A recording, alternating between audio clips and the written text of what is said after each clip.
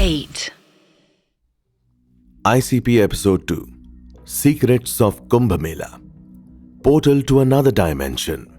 Imagine आप space में हो जहां कोई भी नहीं है और आप स्पेस से जब अर्थ की तरफ देखो तो भारत के एक छोटे से हिस्से में आपको एक भीड़ दिखाई दे। एग्जैक्टली एक ऐसा मेला, एक ऐसी स्पिरिचुअल गैदरिंग जिसे देखने के लिए लोग दूर दूर से आते हैं और यहां तक कि उसे स्पेस से भी देखा जा सकता है। लेकिन क्या ये मेला सिर्फ एक स्पिरिचुअल गैदरिंग है और this is the portal to another dimension? Hello listeners, मैं हूं आपका होस्ट रेयांश और आप सुन रहे हैं Indian conspiracy podcast. We tell you things you are not supposed to know about. और आज हम बात करेंगे इंडिया की सबसे बड़ी स्पिरिचुअल गैदरिंग के बारे में, कुंभ मेला। कुंभ मेले की वैसे तो कई कहानियां फेमस हैं। कहा जाता है कि 12 साल में होने वाले ये एक मेला एक ऐसी चीज है जिसमें नहाकर इंसान अपने पापों से मुक्ति पा सकता है। और in our mythology we have amazing stories which I am going to tell you before I tell you about the theories behind the portal. The story starts with Samudra Manthan. जब समुद्र मंथन में से अमृत का कलश प्रकट हुआ, देव उसे लेकर भागे और उन्हें 4 अलग अलग जगह रखा। ये जगह है हरिद्वार की गंगा नदी, उज्जैन की शिप्रा नदी, नासिक में गोदावरी और प्रयागराज में गंगा, यमुना और पुरानी सरस्वती के संगम पर। और आज उन्हीं 4 जगहों में महाकुंभ मेला होता है। पर इस मेले की कहानी सिर्फ अमृत तक ही सीमित नहीं है और कुछ लोगों का मानना है कि ये कोई रिलीजियस इवेंट नहीं है बल्कि एक स्पिरिचुअल पोर्टल है। The spiritual teachers often describe Kumbh Mela as a place where you gain higher consciousness. आपको एक ऐसी शक्ति का आभास होता है जो शायद ही पहले कभी आपको हुआ होगा। इंसान को ऐसा ज्ञान मिलता है जो शायद ही इस दुनिया की कोई बुक उसे दे सकती है। It is a way of spiritual transformation. पर कहते हैं कि इस भीड़ भाड़ के बीच में कुंभ मेले की नदी के अंदर जब सब एक साथ डुबकी लगाते हैं तो उनके शरीर के साथ आत्मा भी शुद्ध होती है और इस स्टेट में वो एक ऐसी कॉन्शियसनेस, एक ऐसी डायमेंशन को महसूस कर सकते हैं जो आम इंसान कभी नहीं कर सकता। We believe that it is a portal to god. But what if ये भगवान या वैकुंठ तक पहुंचने का पोर्टल नहीं पर पैरेलल डायमेंशन या किसी ऐसे वक्त में जाने का रास्ता है जो शायद हमारे पास्ट या फ्यूचर तक हो सकता है। Interesting isn't it? तो क्या ऐसा हो सकता है कि कुंभ मेले से गायब हुए लोग आज एक्चुअली किसी और डायमेंशन या किसी और टाइमलाइन में हो? एक ऐसी दुनिया जो हमारी तरह ही हो पर वक्त या तो फ्यूचर का हो या प्रेजेंट का। वैसे जब बात टाइम ट्रैवलिंग की होती है हमारे दिमाग में हमेशा एक टाइम मशीन आती है, the giant machines which we can use for travel. But what if there is no giant machine? What if Kumbh मेले की टाइमिंग, जगह सब इस हिसाब से तय की जाती हो जिससे टाइम ट्रैवलिंग पॉसिबल हो? क्या आपको लगता है कि यह कोई पहले से तय करता है? No, not a god but a human. शायद हां या शायद ना। लेकिन इसके पीछे की थियरी क्या है? असल ऐसा माना जाता है कि कुंभ मेले की भीड़ में जब लाखों लोगों की एनर्जी साथ में आती है वो एक परफेक्ट टाइम और शुद्ध पानी के साथ एक एनर्जी फील्ड बनाती है। एक ऐसी एनर्जी फील्ड जो आपको किसी भी टाइम में ले जा सकती है। तो इमेजिन करो कि आप अपनी फैमिली के साथ कुंभ मेला गए और वहां अचानक से आपके भाई बहन या कोई बच्चा खो गया। तो आपको क्या लगता है कि वो मेले के भीड़ की वजह से खो गया होगा या शायद उन्होंने गलती से किसी ऐसे पोर्टल में कदम रख दिया हो जिससे वो एक ऐसे टाइमलाइन में पहुंच जाए जहां से निकलकर आना मुश्किल है? आप में से कई लोगों ने सुना होगा कि हर साल कुंभ मेले से लाखों लोग गायब हो जाते हैं। 2013 के मेले में 229 बच्चे और बूढ़े गायब हुए। वही एक रिपोर्ट के मुताबिक तकरीबन 50,000 लोग अपने परिवार से बिछड़ गए। तो आखिर इन सारे मिसिंग केसेस का लिंक कुंभ मेले से कैसे है? क्या सच में यहां कोई पोर्टल है? But the most interesting theory I have heard till now is the return of Saptarishi. जी हां, आई डाउट कि किसी ने भी कभी अपने बचपन में सप्तऋषि मंडल की स्टोरी नहीं सुनी होगी। हिंदू माइथोलॉजी के 7 संत जो आसमान में सितारे हैं, वो 7 सितारे जो एक साथ रहते हैं और अपनी जगह से कभी नहीं हटते। लोगों का मानना है कि कुंभ मेले के अवसर में 7 ऋषि जमीन पर आते हैं। ये वो ऋषि हैं जो भूत, वर्तमान और भविष्य का ज्ञान रखते हैं और उनके आने से कुंभ मेले में इंसानों को एक ऐसी एनर्जी महसूस होती है जो आम नहीं होती। They can tell you secrets of the world, life and beyond everything. तो सोचिए, अगर आप कभी कुंभ गए और आप कभी किसी अघोरी या साधु से मिले जो आपकी नजर में तो आम हो, पर हो सकता है कि वो असलियत में उन 7 ऋषियों का हिस्सा हो। जब बात सप्त ऋषियों की हो रही है तो कुंभ मेले की डार्क कॉन्स्पिरेसी थियरीज हमसे कैसे छूट सकती है? Yes, behind all this positivity and knowledge, for many people Kumbh Mela एक ऐसी जगह है जहां कई काले राज छिपे हैं। Aliens and there base, mind controlling hybrid humans and so much more. पर इन सब में कितनी सच्चाई और इनमें कितनी कहानियां हैं, ये आपको पता चलेगा मेरे साथ आगे। It can be a western theory, पर कई लोगों को ऐसा लगता है कि कुंभ मेला और हिंदू भगवानों की कहानियां सिर्फ कहानियां हैं और असलियत में कुछ और। एक ऐसा वक्त और एक ऐसी जगह जो शायद शैतानी शक्तियों को बुलाने के लिए इस्तेमाल की जाती है। I mean, it does make sense, क्योंकि इतने सारे लोग जब एक साथ आते हैं तो उनकी एनर्जी से वो ऐसी आत्माओं को भी बुला सकते हैं जिन्हें नर्क से आजादी नहीं मिली है, या उन शैतानी शक्तियों को जो उन्हें काली विद्याओं का ज्ञान भी दे सकते हैं। लेकिन इन सब में एक इंटरेस्टिंग थियरी ये भी है कि ना सिर्फ ये लोग नेगेटिव एंटिटीज को बुलाना चाहते हैं, पर ये एक ऐसी एलियन स्पीशीज का हिस्सा है जो सालों से इंसानों पर एक्सपेरिमेंट कर रही है। Yes, alien experiments. अब कई कॉन्स्पिरेसी थियरीज में जब हमने कुंभ मेला के डार्क साइड के बारे में रिसर्च की तो हमें यह पता चला कि कई लोगों का मानना है कि कुंभ मेला कई सालों पहले एक ऐसी सुपर इंटेलिजेंट बीइंग्स ने बनाया था जो इस मेले से इंसानों की एनर्जी पर फीड करते हैं। उन एनर्जीज के बदले वो बीइंग्स इंसानों को एक ऐसी ट्रिप देते हैं, ऐसे हेलुसिनेशंस देते हैं जिससे उन्हें लगता है कि उन्होंने भगवान को देखा है, पर असलियत में यह बस एक छलावे से ज्यादा कुछ नहीं होता। पर क्या इसका कोई सबूत है, या बस एक ऐसी थियरी है? एक ऐसी थियरी जिसके हिसाब से कुंभ मेला इंसानों की आत्माओं को, उनकी एनर्जीज को इस्तेमाल करता है और उन्हें देता है उन बीइंग्स को जिन्हें हमने आज तक ना देखा है, ना समझा है। बात सिर्फ एलियन और डार्क रिचुअल तक खत्म नहीं हो जाती है। कुंभ मेला एक ऐसी जगह भी मानी जाती है जहां हाइब्रिड्स भी पाए जाते हैं। हाइब्रिड्स के बारे में मुझे लगता है आप जानते ही होंगे, वो लोग जो इंसान नहीं है पर इंसानों के भेस में हमारे बीच में रह रहे हैं। कॉन्स्पिरेसी थियरिस्ट का मानना है कि जो भी कुंभ मेले में जाता है उसे भगवान या किसी स्पिरिचुअल एनर्जी के दर्शन नहीं होते। ये होती है वो ताकतें जो इंसानों से कई गुना ज्यादा इवॉल्व है, जो इंसानों की सोसाइटी, उनकी स्पिरिचुअलिटी सबको पढ़ना चाहती है। और कुंभ मेला उनके लिए वो जगह है जहां वो मैक्सिमम लोगों से ना ही सिर्फ मिल सकते हैं बल्कि उन्हें टेस्ट भी कर सकते हैं।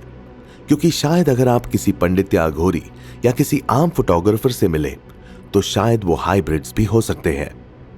पर कुंभ मेले के डार्क सीक्रेट से ही खत्म नहीं होते। There are many other sides of this story, जिससे कहानी ये कहती है कि कुंभ मेले के पानी में कुछ ऐसा है जो बिल्कुल किसी ड्रग्स की तरह है, जो आपके दिमाग को ऐसे यूफोरिक स्टेट में भेजता है जैसा साइकेडेलिक या ऐसे ड्रग्स लेने पर ही महसूस होता है। और तो और ये मेला सिर्फ एक मेला नहीं है, एक ह्यूमन सैक्रिफाइस करने के लिए सबसे परफेक्ट इवेंट है। पर कैसे? आखिर एक स्पिरिचुअल इवेंट क्यों ह्यूमन सैक्रिफाइस जैसी चीज को पुश करेगा? कुंभ मेला कर्स, एक ऐसी चीज जिसके हिसाब से यहां एक ऐसा एनर्जी पोर्टल है जिसमें कई भूली भक्ति आत्माएं कैद हैं।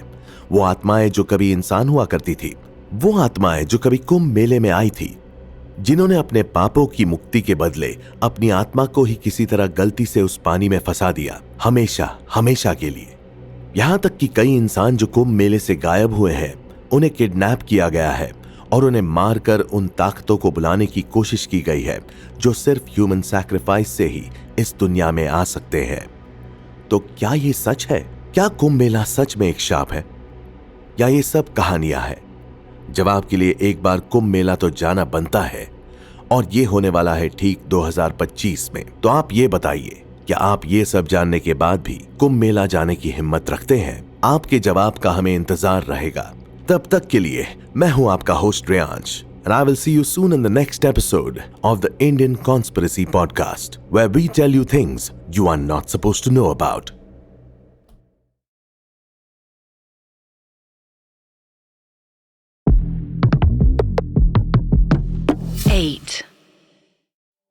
Episode 3: Aghori and their powers beyond this realm. Who are Aghoris? And can they really bring back dead people? Tune in to know more. Whenever I hear the word Aghori, मेरी आंखों के सामने फोटो आती है बनारस की मणिकर्णिका घाट पर बैठे वो लोग जो खुलेआम नशे करते हैं। एंड ऐसा कहा जाता है that they eat human flesh।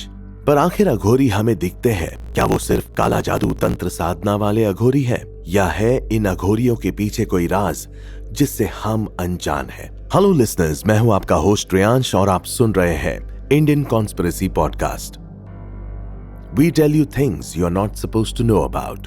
Imagine आप अपने फ्रेंड्स के साथ शमशान जाते हो।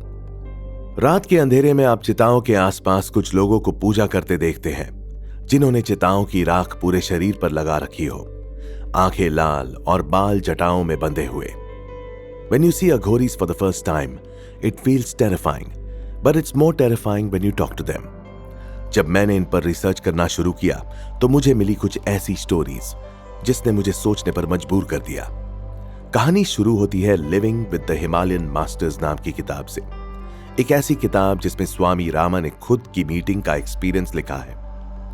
What happened when he met an Aghori who asked for human flesh? अपनी बुक में स्वामी रामा ने अपनी बद्रीनाथ की जर्नी के बारे में बताया, जो 1942 में शुरू हुई। श्रीनगर से कुछ ही दूरी पर उनकी मुलाकात एक अघोरी से हुई, जिन्होंने उनसे और उनके साथ रहे पंडित जी से इंसान की डेड बॉडी से मांस काट कर लाने को कहा, और ये तक कहा कि अगर वो ये नहीं कर पाए तो अघोरी उन्हें ही खा जाएंगे। और ये बात सिर्फ स्वामी रामा की ही नहीं है। हमने कई बार सुना है कि अघोरी अपना तंत्र साधना के लिए इंसानों का मांस खाते हैं। यहां तक कि कई लोगों का यह भी कहना है कि अघोरी सिर्फ तंत्र साधक नहीं है, बल्कि उनके पास ऐसी ताकत है जिससे वो इमॉर्टैलिटी यानी अमरता तक प्राप्त कर सकते हैं। कई कॉन्स्पिरेसी थियरिस्ट का यह मानना है कि Aghoris are the guardians of ancient knowledge, वो नॉलेज जो आम आदमी की समझ से परे है, वो नॉलेज जो सिर्फ एक इंसान को तभी मिल सकती है जब वो दुनिया की माया से दूर हो जाए। अपनी मेडिटेशन, अपनी साधना से वो इतने शक्तिशाली होते हैं कि अगर वो चाहते हैं तो दुनिया को बर्बाद कर सकते हैं। और ये भी कि इनके पास आज जो भी ज्ञान है वो सब उन्हें शिव से मिला है। अघोरी शिव के सीक्रेट कीपर माने जाते हैं, पर कई थियरीज में अघोरियों को शिवा से नहीं बल्कि सीक्रेट सोसाइटी से जोड़ा जाता है। If you love conspiracy theories, you must know about conspiracy theories of Illuminati और ऐसे कई सीक्रेट सोसाइटीज जो आज के दिन में बस किस्से कहानियों में जुड़े हुए हैं। सीक्रेट सोसाइटीज वो हिडन एलीट्स जो हमारी दुनिया के एक एक मूव को कंट्रोल करते हैं, चाहे वो इकोनॉमी हो, साइंस हो या यहां तक कि कोई वायरस। सीक्रेट सोसाइटी की इन्हीं लोगों का कनेक्शन अघोरियों से कैसे है? ऐसा हो सकता है कि सैकड़ों सालों से जो भी एंशिएंट टेक्स्ट्स और जानकारियां हैं, ऐसी जानकारियां जो मॉडर्न टाइम्स के पॉलिटिक्स, फाइनेंस, यहां तक कि स्पिरिचुअल मूवमेंट्स तक को कंट्रोल करते हैं। ये कोई रिलीजियस ग्रुप नहीं, बल्कि कई थियरिस्ट्स की माने तो ऐसा कल्ट है जो इल्यूमिनाटी जैसे किसी सीक्रेट ग्रुप का हिस्सा है और लोगों को यह समझाता है कि दुनिया से अटैचमेंट कम रखना कितना जरूरी है। अगर आप the secret societies of India, mysticism, power and control in the modern world पढ़ेंगे तो आपको ऐसी कई बातें दिखाई देंगी जो अघोरियों को इल्यूमिनाटी से जोड़ते हैं। But is this really true? Are they really a part of a cult और इट्स जस्ट वेस्टर्न थियरी? सवाल कई हैं, जवाब हमें भी नहीं पता। But when I was researching about the stories of Aghori, what fascinated me the most is how in some theories they don't look like a villain. ना ही वो कैनिबल की तरह दिखाए जाते हैं, बल्कि कई थियरीज उन्हें भगवान भी समझती है। तो क्या आप भी इस थियरी के बारे में जानना चाहते हैं? मैनिफेस्टेशन, डिवाइन एनर्जी और ना जाने ऐसे कई चीजें आज की डेट में कॉन्स्पिरेसी थियरिस्ट्स अघोरी से जोड़ते हैं। कई कॉन्स्पिरेसी थियरिस्ट्स का यह मानना है कि Aghoris aren't normal humans, but they are the spiritual avatar of gods जो इस दुनिया में बैलेंस बनाए रखने के लिए जन्मे हैं। उनकी एबिलिटीज को देखकर अक्सर लोग ये सोच में पड़ जाते हैं कि आखिर एक आम इंसान साधना के बाद इतना कुछ कैसे कर सकता है। कैसे वो आत्माओं से या फिर किसी भी टाइमलाइन और डायमेंशन के इंसान या भगवानों से कनेक्शन बना सकता है। और तो और जो इंसान सिर्फ इंसान के मांस को खाकर जिंदा रहता है, क्या वो सच में इतने लंबे समय तक जिंदा रह भी सकता है? ये कहानी है एक फॉरेनर की जो अपनी बीवी के साथ ऐसे ही एक केव पर गया था, जहां उनकी मुलाकात एक अघोरी से हुई। दिखने में वो अघोरी बिल्कुल हेल्दी था, पर वो सालों से भूखा उस केव में था। तो क्या ये पॉसिबल है कि जिन्हें हम एक्चुअली में अघोरी समझते हैं, वो सच में कोई ऐसी पावर रखते हैं जो उन्हें इंसानों का भगवान बनाती है? Are they really a living god? वैसे अगर आखिरी थियरी की माने तो ऐसा भी देखा जा सकता है कि अघोरियों ने कई बार इंसानों का रूप लिया है ताकि वो इस दुनिया की रक्षा कर सके। हर बार शायद अलग अलग भेष में हमारे बीच में रहे हैं, पर क्यों? जैसा कि मैंने पहले भी कहा है कि अघोरियों को शिव से जोड़ा जाता है, and the origin of Shiva was zero. In many theories Shiva is the black hole and the source to all the knowledge. और अघोरियों को अक्सर शिव से जोड़ा जाता है और उस डार्क वॉइड से। द डार्क वॉइड वो ओरिजिन जहां से दुनिया की शुरुआत हुई थी, और कहा जाता है कि ये वही वॉइड है जो दुनिया का अंत भी कर सकती है।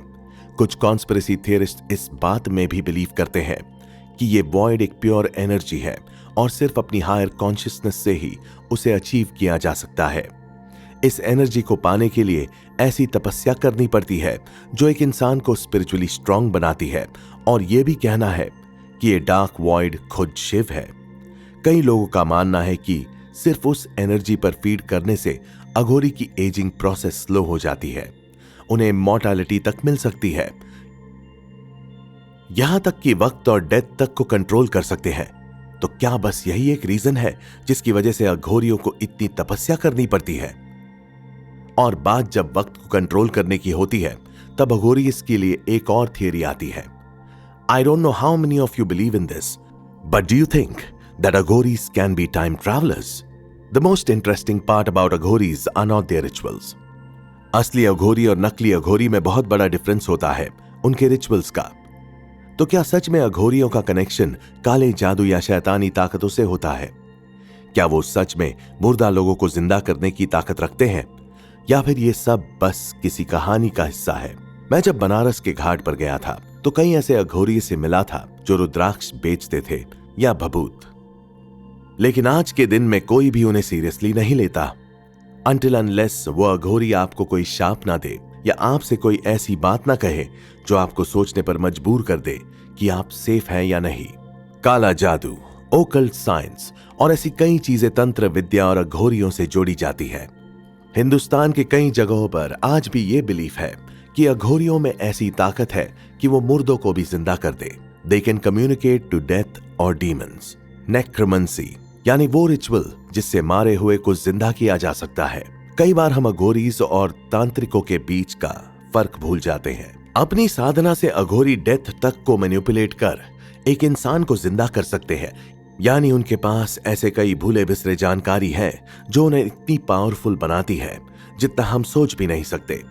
लेकिन काला जादू, मौत और उन सब से ज्यादा आखिर अघोरियों का क्या मकसद है? क्या सच है इन साधनाओं का? आपके जवाब का हमें इंतजार रहेगा। तब तक के लिए मैं हूं आपका host, and I will see you soon in the next episode of Indian conspiracy podcast, where we tell you things you are not supposed to no.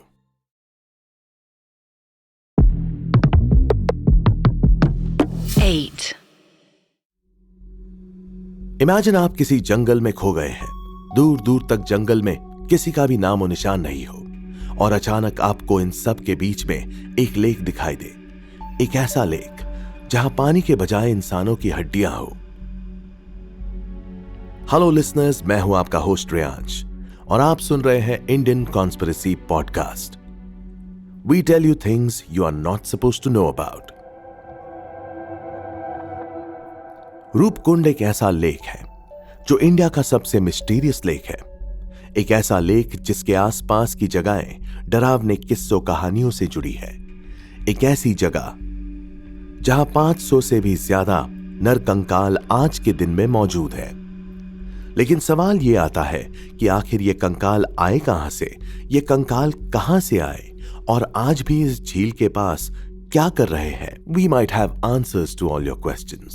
Himalaya में समुद्र से 16,500 फीट की ऊंचाई पर यह झील, रूपकुंड झील। वैसे तो लोगों का मानना यह है कि यहां हुई मौतें अचानक से और बहुत बुरी तरह होने वाली हेल स्टॉर्म की वजह से है, पर अगर कुछ थियरीज की माने तो ये कंकाल मॉडर्न टाइम्स के हैं ही नहीं। ये कंकाल आज से सैकड़ों साल पुराने भी हो सकते हैं। तो आखिर इतने पुराने कंकाल इस झील में है तो कैसे? इन 2003 नेशनल ज्योग्राफिक की टीम को रूपकुंड से 3 स्केलेटन्स मिले। जब इस लेक के बारे में जांच पड़ताल शुरू हुई तो कुछ लोगों को लगा कि ये स्केलेटन्स जापानीज सोल्जर्स की है जो वर्ल्ड वॉर 2 के वक्त मरे थे। But the DNA test in 2003 confirms that the skeletons were on Indian origin, यानी कि जो भी लोग वहां मरे हैं मोस्टली वो इंडियंस रहे हैं। इस टेस्ट के बाद कुछ ब्रिटिशर्स ने जब रूपकुंड पर छानबीन की तो उन्हें लगा कि ये स्केलेटन्स जनरल जोरावर सिंह की है। जनरल जोरावर सिंह और उनके आदमी 1841 में बैटल ऑफ तिब्बत में शामिल थे। ब्रिटिशर्स का यह मानना था कि ये स्केलेटन शायद 1841 की हो सकती है, पर shockingly the twisted tale of Roopkund is much more horrific than they thought कि फैमिली या ट्राइब रही होगी। और दूसरी उनसे बिल्कुल अलग, शायद एक लोकल गाइड का ग्रुप था। उनके स्कल और शोल्डर पर एक बहुत जोरदार चोट लगी थी जिससे उनकी मौत हुई थी। एक ऐसी चोट जिसे देखकर ऐसा लग रहा था कि उनके सर पर किसी ने तेजी से वार किया हो, जैसे ऊपर से कोई बहुत ही बड़े पत्थर की चपेट में आकर वो मरे हो। But what people mostly don't understand कि आखिर इतना बड़ा पत्थर आया कैसे। This is one of the main reasons everyone believes that Roopkund is a cursed lake.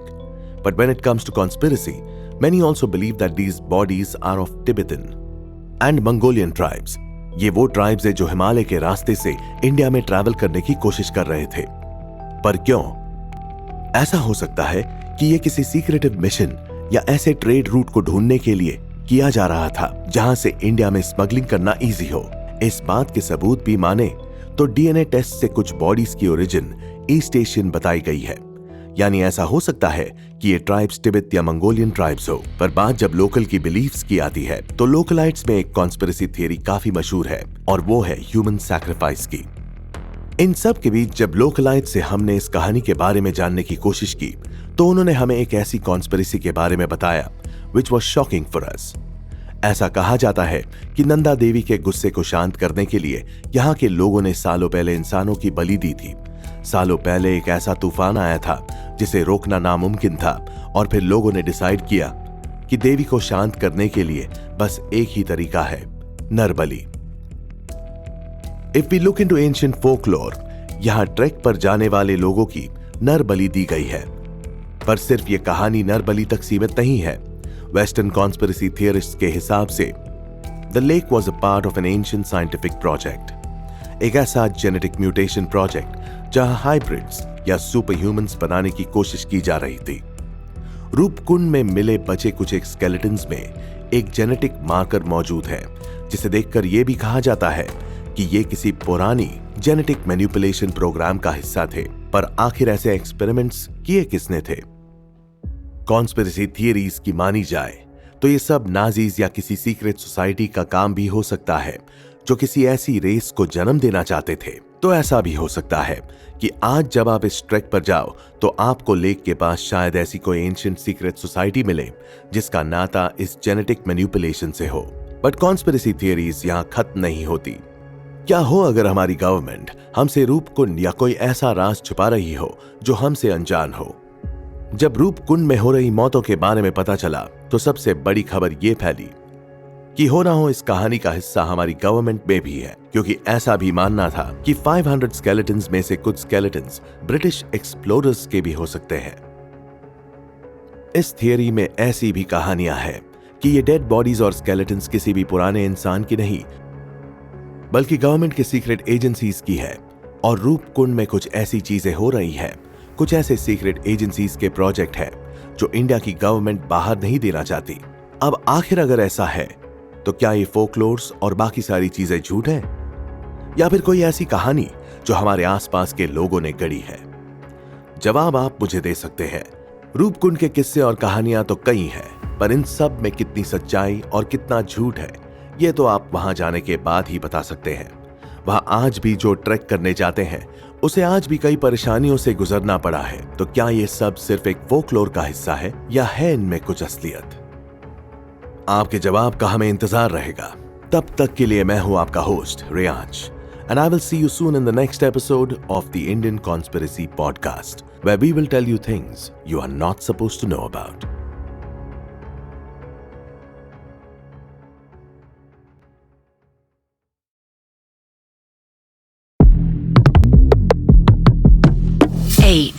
These secret societies are not only controlling our lives, but everything around us. Our education, finances and even our lives. Secret societies के बारे में कई कहानियों में हमने जिक्र किया है, पर कभी इन secret societies के बारे में शायद ही हमने अच्छे से बात की होगी। आखिर ये secret societies क्या है and how they are controlling our choices, our life and every single move. Hello listeners, मैं हूं आपका होस्ट रियांश और आप सुन रहे हैं Indian conspiracy podcast. We tell you things you are not supposed to know about. And today we are talking about the most popular conspiracy theory, a theory which I think everyone knows. इस theory के around ऐसी कई कहानियां हैं जो हमने सुनी है, पर उनमें कितनी सच्चाई है और कितनी कहानियां हैं, ये जानने के लिए सुनिए Indian conspiracy podcast. Secret societies, ऐसे एलीट ग्रुप्स का हिस्सा जो आज भी सीक्रेटली वर्क करती है। 2004 में एक खबर आई थी कि यूएसए के व्हाइट हाउस के काफी ऐसे कैंडिडेट्स हैं जो येल यूनिवर्सिटी के सीक्रेट सोसाइटी का हिस्सा थे और आज वो व्हाइट हाउस में बहुत ही बड़े पोजीशन पर है। तो क्या ऐसा है कि उनकी सक्सेस के पीछे इन सीक्रेट सोसाइटीज का हाथ है? 18th सेंचुरी में इन सीक्रेट सोसाइटीज के बीच नाम आया इल्यूमिनाटी का। इल्यूमिनाटी एक ऐसा नाम जिसके साथ आज भी कई लोगों के नाम जोड़े जाते हैं। इल्यूमिनाटी का ओरिजिन जर्मनी में बताया जाता है और ये कहा जाता है कि ये एक ऐसा कल्ट है जो सीक्रेटली दुनिया को रूल कर रहा है।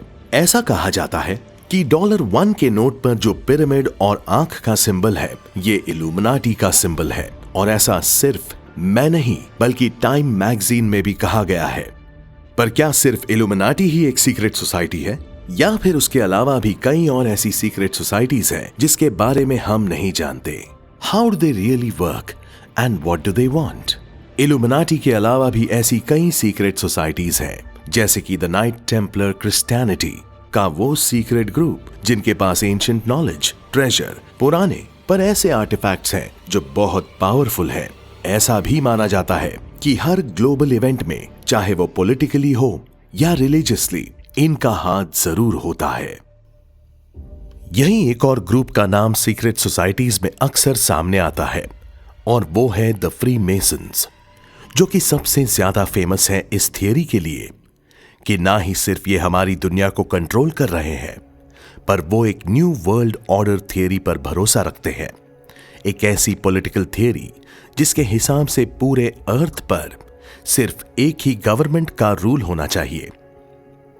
तीसरा और सबसे बड़ा नाम है द इल्यूमिनाटी और इसके अलावा एक और इंटरेस्टिंग ग्रुप है जिसका नाम है द स्कल एंड बोन्स। एक वो पॉलिटिकल पार्टी जो आज के मॉडर्न वर्ल्ड के पॉलिटिकल, फाइनेंशियल और ऐसे कई सेक्टर्स को कंट्रोल करता है।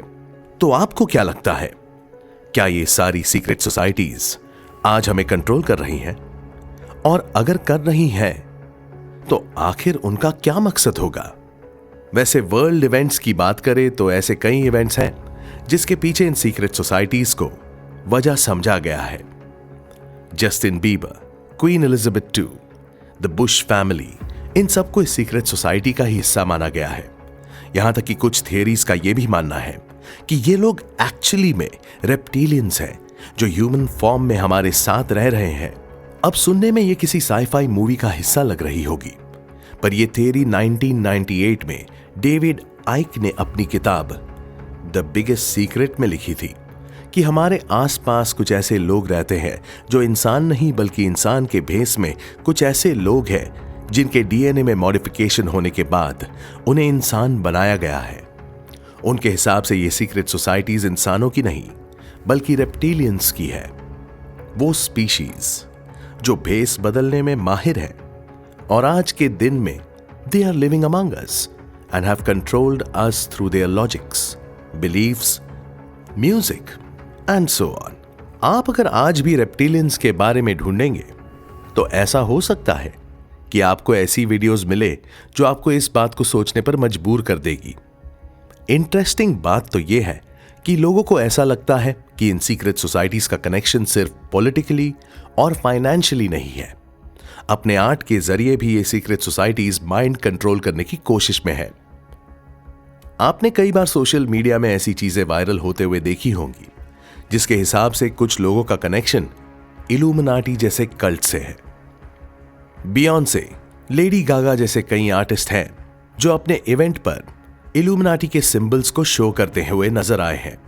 यहां तक कि केटी पेरी के वीडियो डार्क हॉर्स में भी ऐसे कई सिंबल्स हैं जो लोगों को यह मानने पर मजबूर कर देता है कि ये सारी चीजें इल्यूमिनाटी से जुड़ी हैं।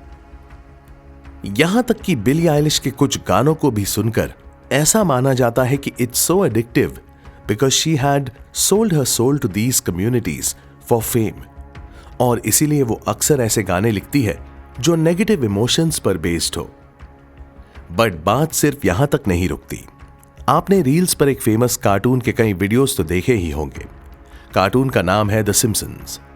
ऐसा माना जाता है कि इस शो में जो भी दिखाया गया है उसका कहीं ना कहीं फ्यूचर से लिंक है, जैसे डोनाल्ड ट्रंप का हारना, कोविड का आना और भी ऐसी कई चीजें।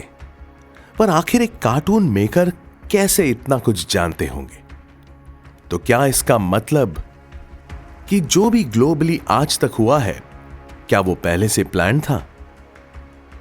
इन the episode 2000 Bart to the future, Simpson ने यह प्रिडिक्ट किया था कि कैसे डोनाल्ड ट्रंप एक दिन प्रेसिडेंट बनेंगे। नॉट जस्ट दिस, पर यहां तक कि डोनाल्ड ट्रंप का हुलिया तक उस कैरेक्टर से काफी मेल खाता था। यह शो अराउंड 1989 में बना था और यहां तक कि 1997 में सिम्पसन ने एक 9/11 के अटैक को भी प्रिडिक्ट किया था। यहां तक कि कोविड भी सिम्पसन ने 1993 के एक एपिसोड में प्रिडिक्ट किया था कि कैसे एक वायरस आउटब्रेक से पूरी दुनिया परेशान है।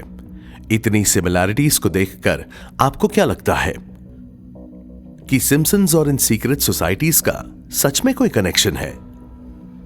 Simpson was a popular show, इतना कि इसके 36 सीजन्स बने और ऐसा माना जाता है कि इसे प्रमोट करने के पीछे सीक्रेट सोसाइटीज का हाथ है।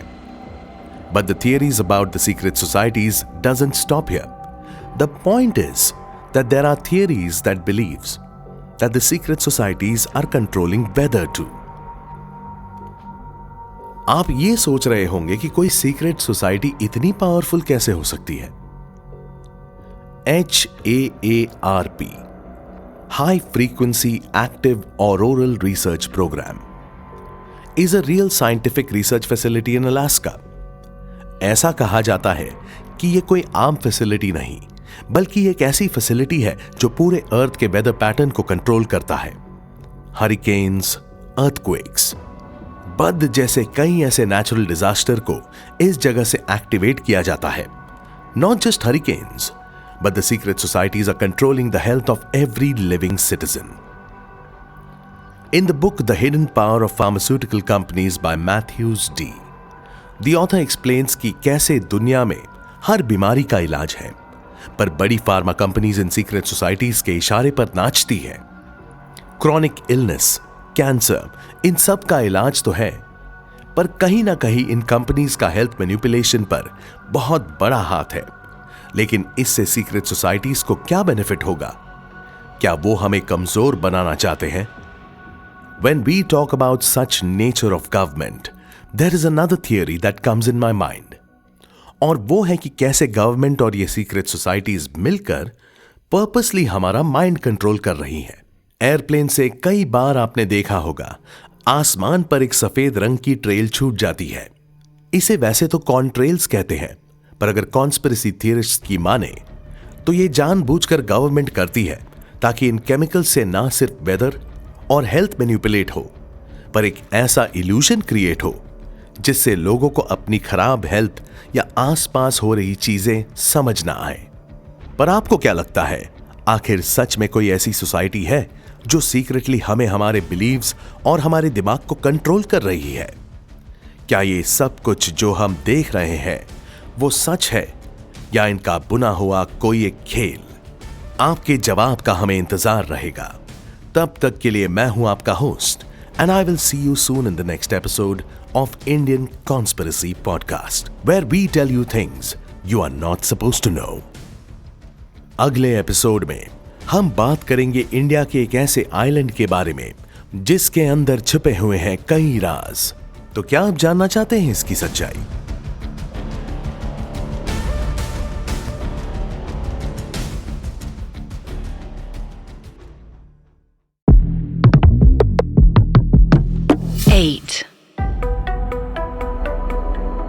The dark secrets of Andaman and Nicobar Islands doesn't stop to cannibalism. पर ये एक ऐसी जगह है जहां आप अपनी मर्जी से जा तो सकते हैं, पर वापस आप अपनी मर्जी से नहीं आ सकते। Hello friends, I'm back with another episode of Suspense, Thrill and Mysteries. मैं हूं आपका host Reyansh and I tell you things you're not supposed to know about. Today we will talk about the beautiful but deadly island, जहां सिर्फ mud volcanoes ही नहीं बल्कि cannibals भी रहते हैं। ऐसे इंसान जिन्हें यह जरा भी पसंद नहीं कि उनके यहां कोई भी बाहर का इंसान कदम भी रखे। द सेंटिनलीज ट्राइब, एक ऐसा ट्राइब जो हजारों सालों में आम इंसानों से दूर खुद की एक ऐसी दुनिया में रह रहे हैं जहां अगर बाहर का कोई इंसान कदम तक रख ले तो सेंटिनलीज उन्हें मार देते हैं।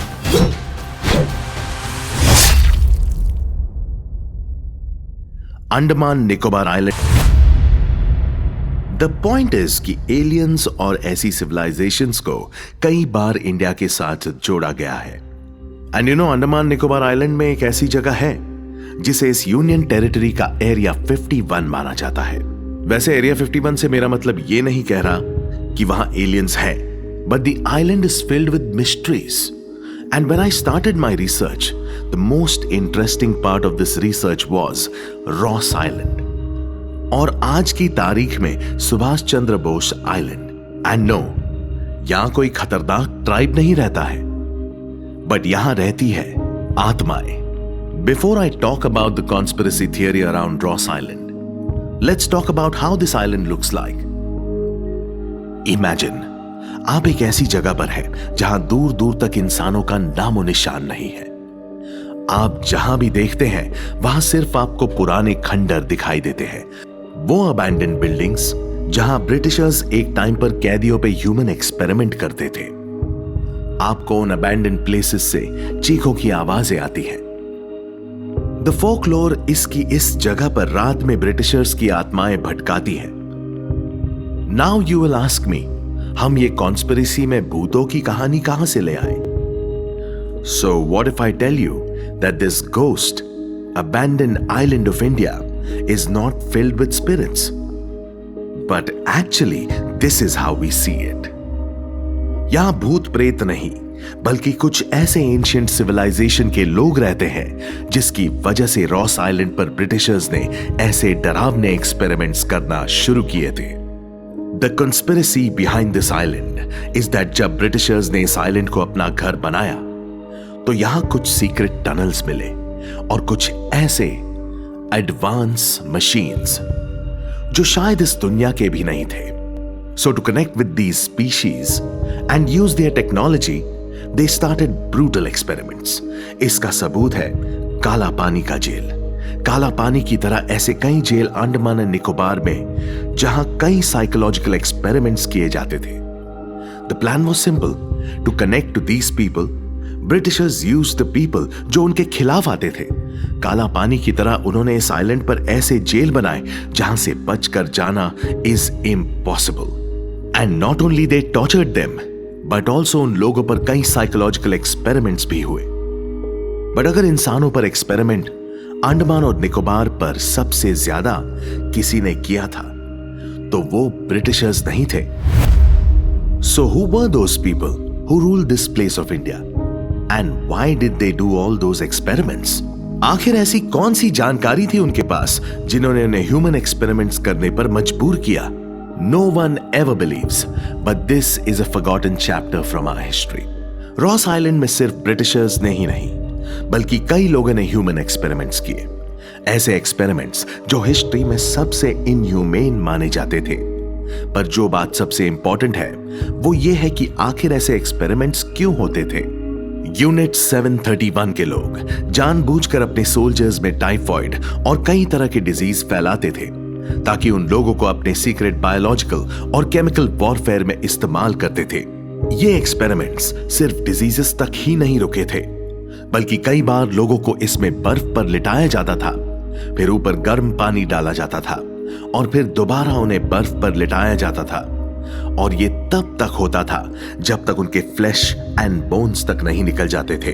ऐसे ही हजारों एक्सपेरिमेंट्स, कई सालों तक उन पर ये एक्सपेरिमेंट्स होते रहे।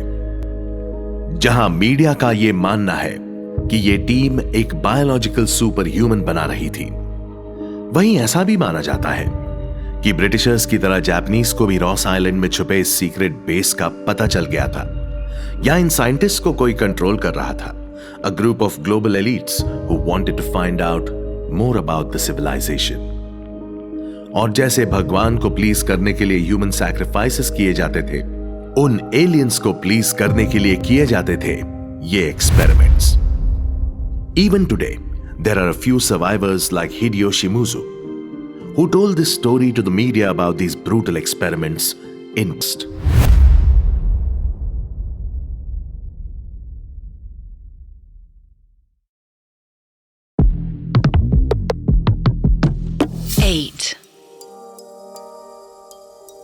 हिंदुओं का मंदिर या मुगलों का महल। इस किताब में ताजमहल की ऐसी असलियत बताई गई है जिसे पढ़कर आप खुद हैरान रह जाएंगे। हेलो दोस्तों, मैं हूं आपका होस्ट रियांश और आप सुन रहे हैं the Indian conspiracy podcast, and I am here to tell you things you are not supposed to know about. और आज हम बात करेंगे एक ऐसे मुगल मार्वल के बारे में जो आज देश की शान तो है, but the conspiracy theories around this is darker than anyone can ever think.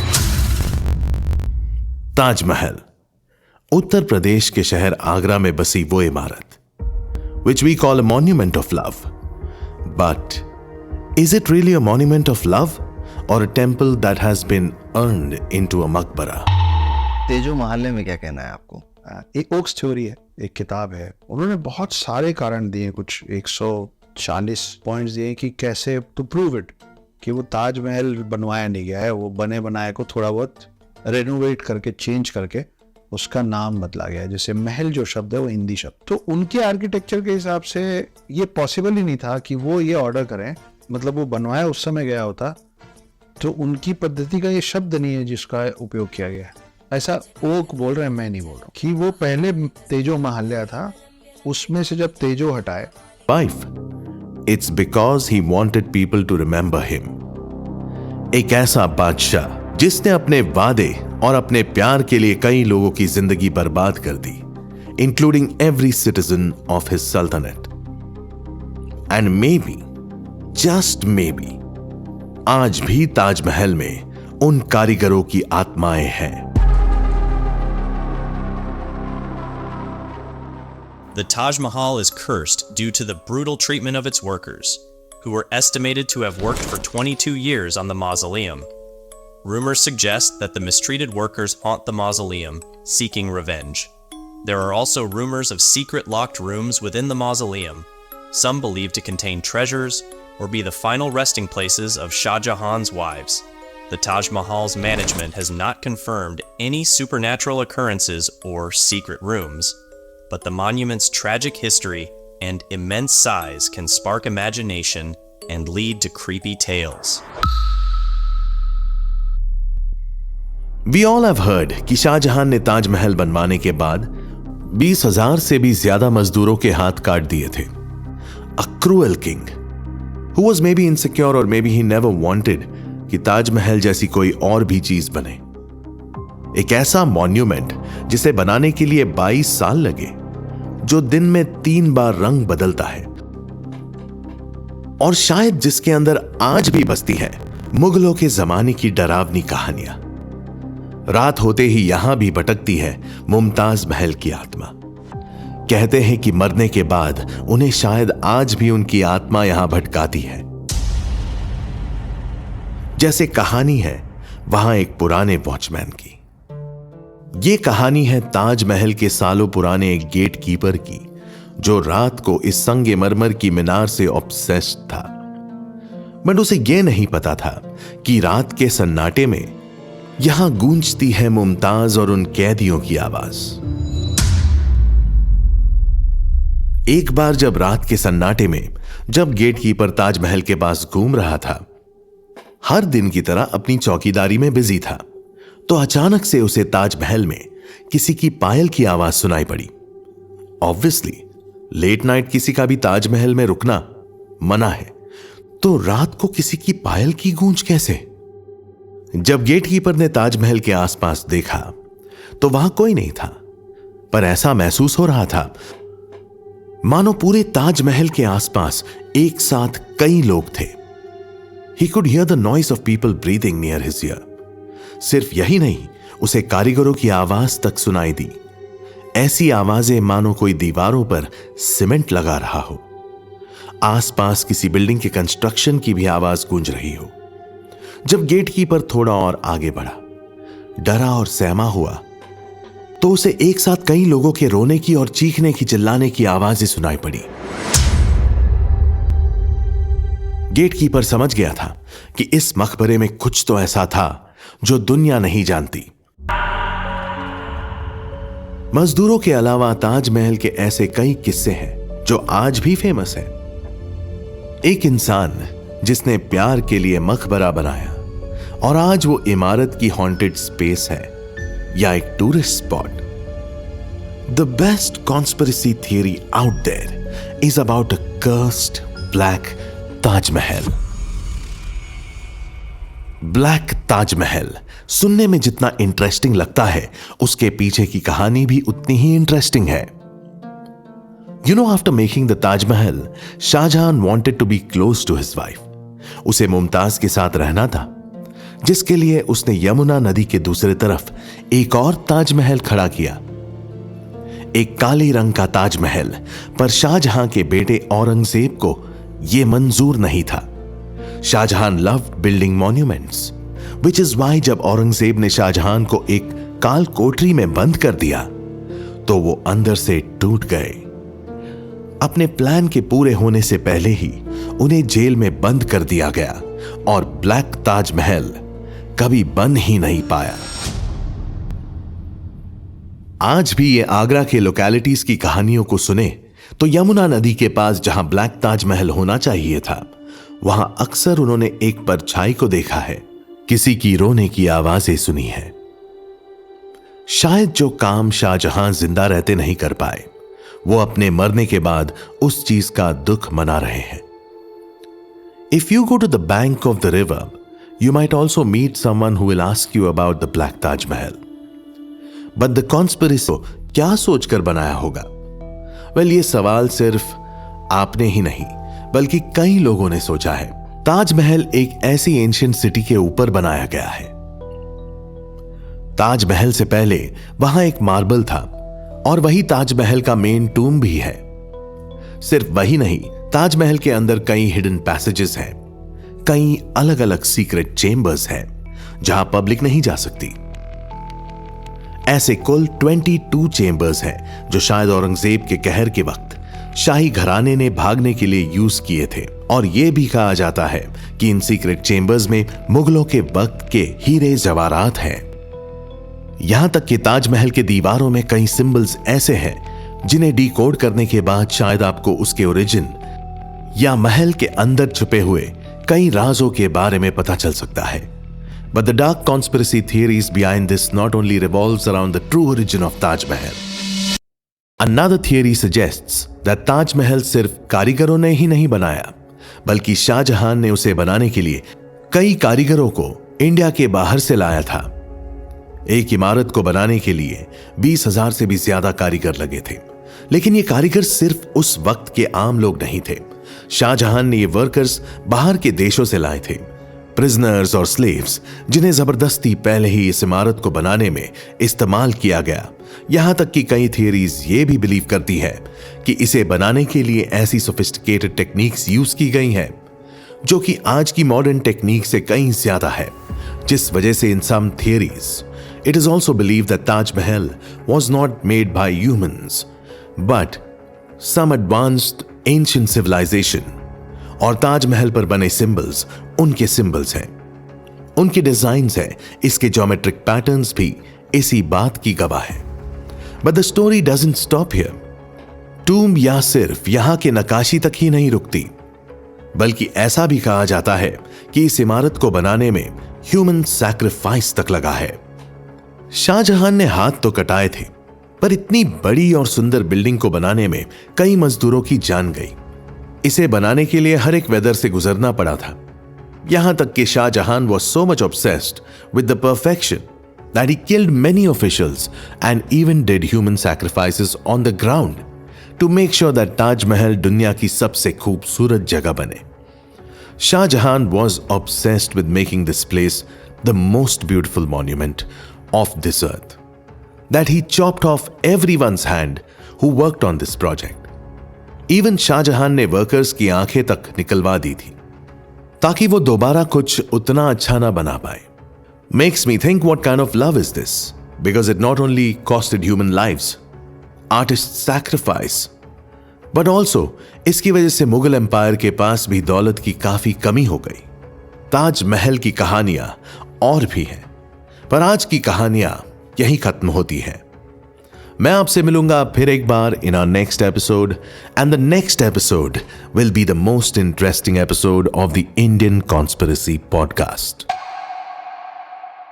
Because we will talk about the dark conspiracy theories of our favourite cartoons.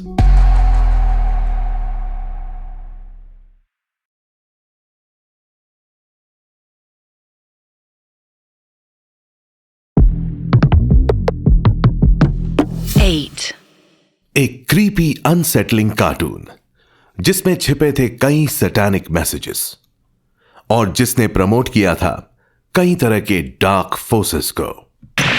We interrupt this program to bring you Courage the Cowardly Dog Show, starring Courage the Cowardly Dog. Abandoned as a pup, he was found by Muriel, who lives in the middle of nowhere with her husband Eustace Bay. But creepy stuff happens in nowhere. It's up to Courage to save his new home. Hello दोस्तों, मेरा नाम है Riyansh, and I tell you things you are not supposed to know about. Cartoons तो हम सब ने देखे हैं, और मेरा बचपन में सबसे फेवरेट कार्टून था Courage the cowardly dog. I am pretty sure आप सब ने कार्टून नेटवर्क तो देखा ही होगा, और इस कार्टून को आपने कई बार देखा होगा।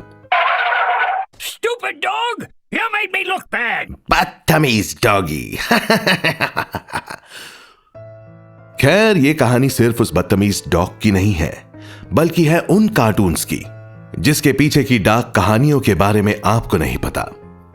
करेज द कावर्डली डॉग एक ऐसा कार्टून था जो माना जाता था कि बस एक साइकोलॉजिकल एक्सपेरिमेंट था, ताकि व्यूअर्स को मेंटली मैनिपुलेट किया जा सके।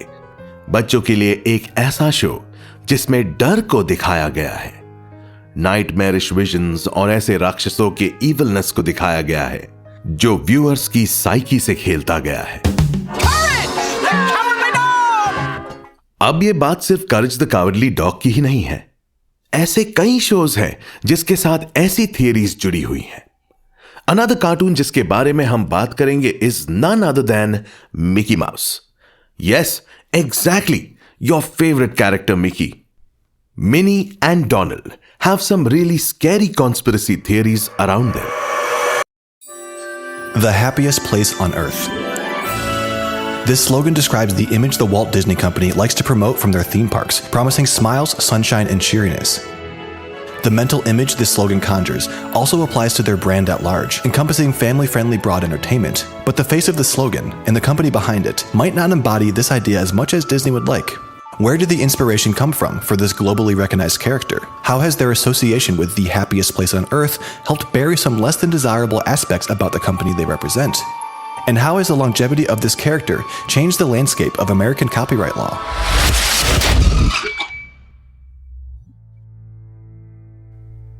(1966) में वॉल्ट, जिनके नाम से वॉल्ट डिज्नी की शुरुआत हुई, उनकी मौत हो गई। बट ऐसा माना जाता है कि उनके सर या उनके पूरे के पूरे शरीर को एक क्रायोजेनिक में रखा गया था, ताकि जब एक एडवांस टेक्नोलॉजी आए तो वो जिंदा हो सके। Walt is the person who introduced Mickey Mouse in his drawings, which later on turned into a whole franchise and the Disney World itself. And ये क्रायोजेनिक्स की पूरी कॉन्स्पिरेसी थियरी का एक सटल हिंट उनकी मूवी फ्रोजन में आता है। Not even this. The show Mickey Mouse is said to be a symbol of massive mind control because Walt Disney wanted to control the large amount of masses through television. But is this true? That our favorite cartoon was a symbol of this dark agenda rather than a simple joy? Cartoons में अक्सर illuminati और secret societies के छुपे हुए elements दिखाई देते हैं, जैसे मिकी के ट्रायंगुलर शेप नोज को इल्यूमिनाटी के सीक्रेट साइन से कंपेयर किया जाता है और कहा जाता है कि एंटरटेनमेंट मीडिया के थ्रू इल्यूमिनाटी और बाकी की सीक्रेट सोसाइटीज बच्चों के दिमाग को कंट्रोल करने की कोशिश में थी। Which leads us to our next question, कि क्या सच में हमारा दिमाग हमारे बचपन की वजह से आज भी एक सीक्रेट सोसाइटी के हिसाब से चल रहा है?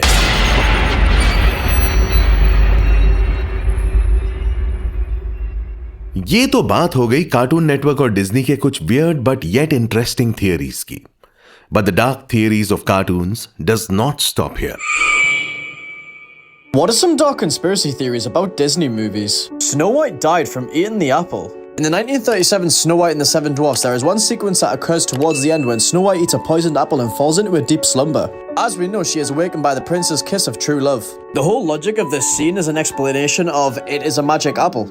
But if we think about it, there was no reason for the evil queen to give Snow White poison that would put her in a coma. As we know, the queen had already tried to get Snow White killed once and seemed perfectly willing to do so again by giving her the poisoned apple. So what if this apple really did kill Snow White and the whole occurrence after is a metaphor of death? For example, the prince's kiss is a symbol of Snow White awakening in the afterlife. And similar to this, the prince is on his white horse that represents death. And after this, death takes Snow White away from her earthly troubles into heaven. Could this be the reason there is a glowing golden castle at the end of the movie? What do you think about this theory?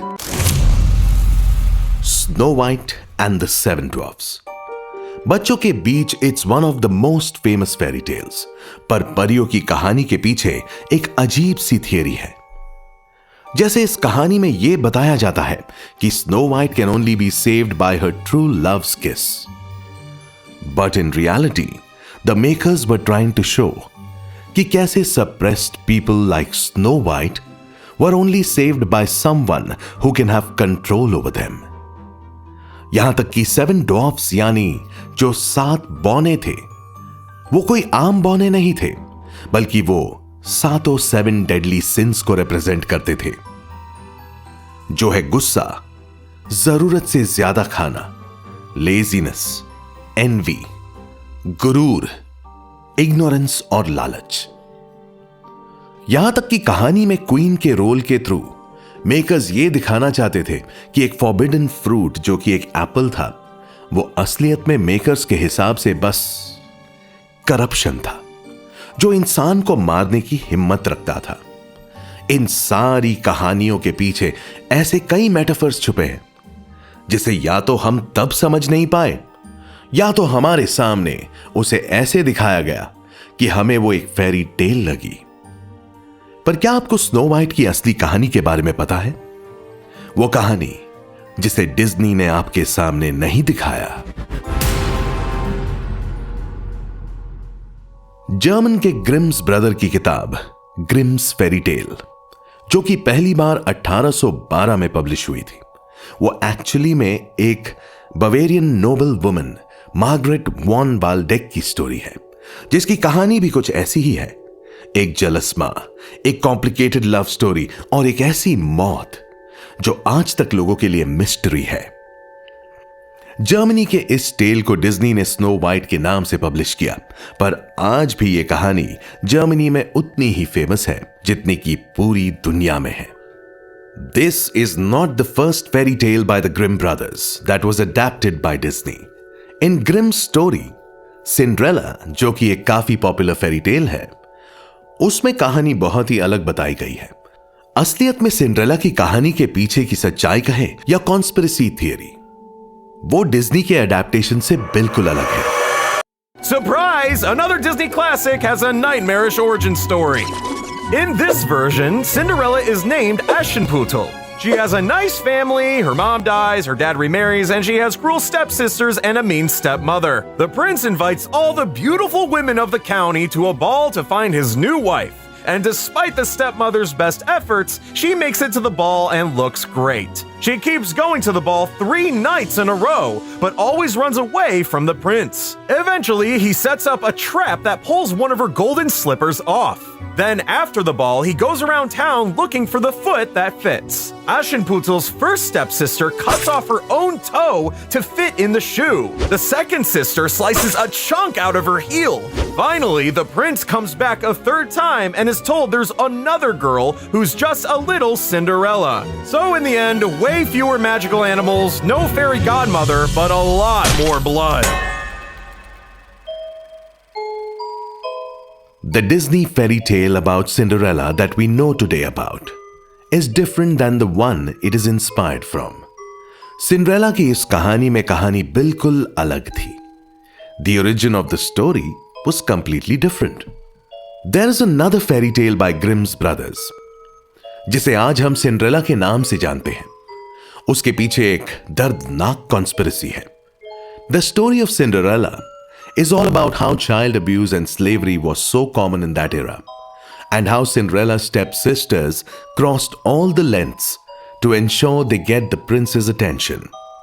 यहां तक कि जब Prince glass heal लेकर Cinderella को ढूंढ रहा था, तो सिंड्रेला की सौतेली बहनों ने अपने पैरों को फिट करने के लिए हिस्से काट दिए थे. एक ने पैर का अंगूठा तो दूसरी बहन ने she chopped off her heel. Grimm के हिसाब से सिंड्रेला की इस कहानी में यह दिखाया गया कि स्टेटस और वेल्थ के लिए people can do anything, even if it costs them their own body parts. This Rapunzel origin story is so dark, it will change the way you look at Rapunzel forever. We all know that Rapunzel and Flynn attended Elsa's coronation ceremony. This is proof both Disney films are connected. In Frozen, Hans says to Anna that he has 12 brothers. How many brothers? 12 older brothers. But we didn't get to see any of them in the movie. 2 of Hans's brothers are actually the Stabbington brothers from the movie Tangled. They share the same colored hair and the same sideburns as Hans, and are also obsessed with obtaining the crown throughout the film. But actually, Mother Gothel from Tangled is actually the evil wicked witch from Snow White. Just think about it. They have shockingly similar bodily features and wear the same black and red cloak. They're both obsessed with beauty and trying to look young forever once more. But here's where it gets real dark. In Snow White, the ending scene, the wicked witch was falling off a cliff, but we never saw her unalive body. And in the movie Tangled, the opening scene was started off with Mother Gothel at the bottom of a cliff. Coincidence? I think not. Then why else would Mother Gothel have an engraved carving on the stairs of the poison apple if she wasn't the wicked witch from Snow White? Conspiracy theories का सफर सिर्फ यहां नहीं खत्म होता. Disney की सबसे popular movies में से एक है रापुंज़ल की कहानी, tangled.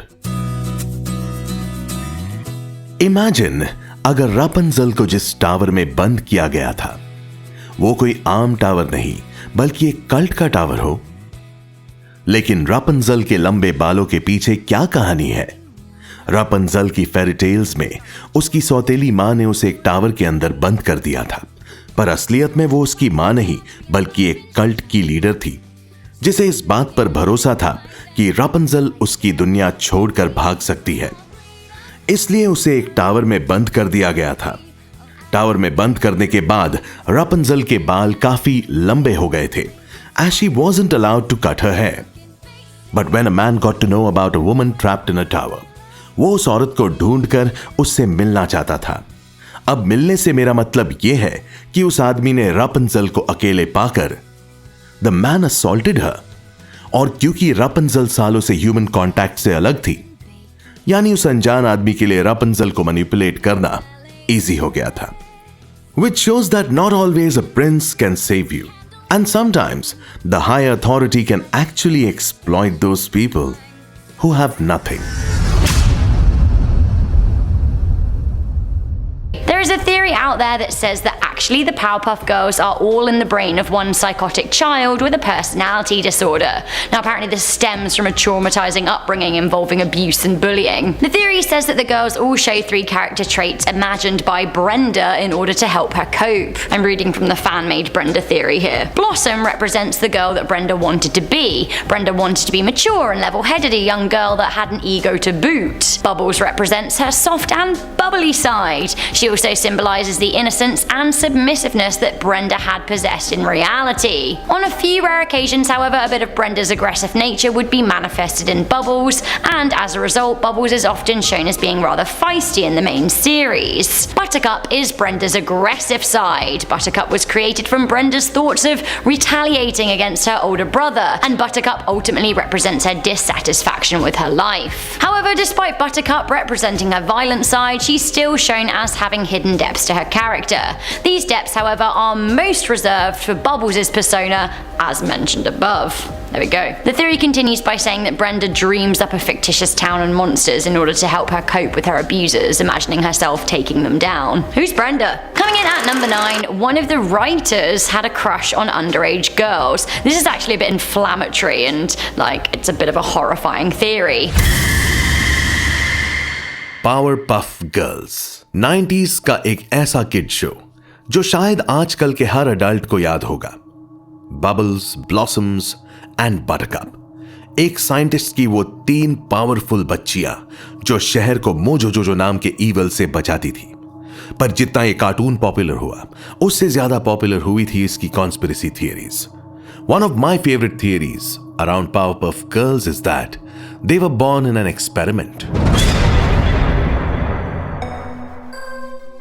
It is said that United states के खुफिया जगह पर जब ह्यूमन एक्सपेरिमेंट्स चल रहे थे, और तब इन एक्सपेरिमेंट्स में कई बच्चे भी थे, 3 लड़कियां जिन पर साइंटिस्ट ने सुपर ह्यूमन एबिलिटीज के लिए एक्सपेरिमेंट किया, जिसमें से एक के पास माइंड कंट्रोलिंग पावर थी, तो दूसरे के पास टाइम मैनिपुलेट करने की पावर थी, और तीसरी के पास सुपर स्ट्रेंथ। लेकिन इन 3 लड़कियों को जिस साइंटिस्ट ने बनाया था, उसने उनके गले में एक लॉकेट भी डाल दिया था।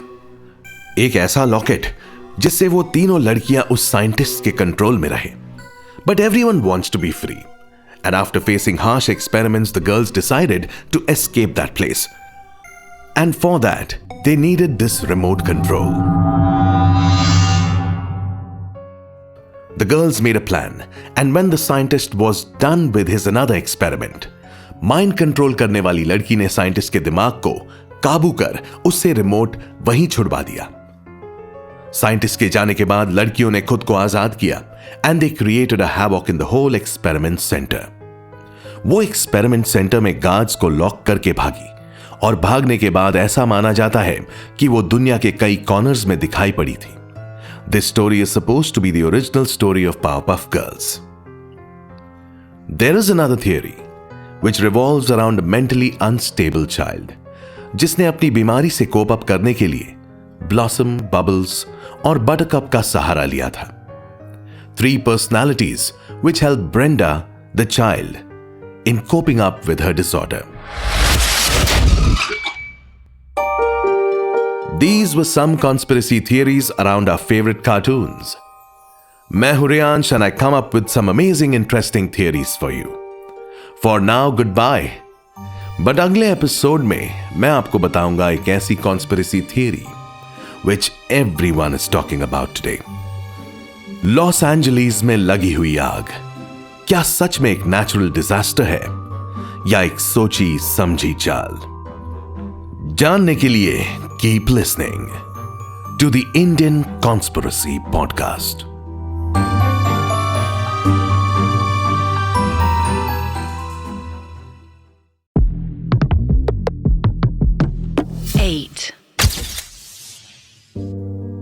California wild fire.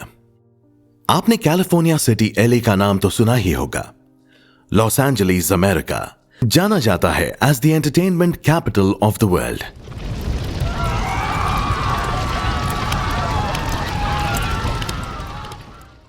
हॉलीवुड के बिगेस्ट स्टार्स का घर एलए अब राख में बदल रहा है।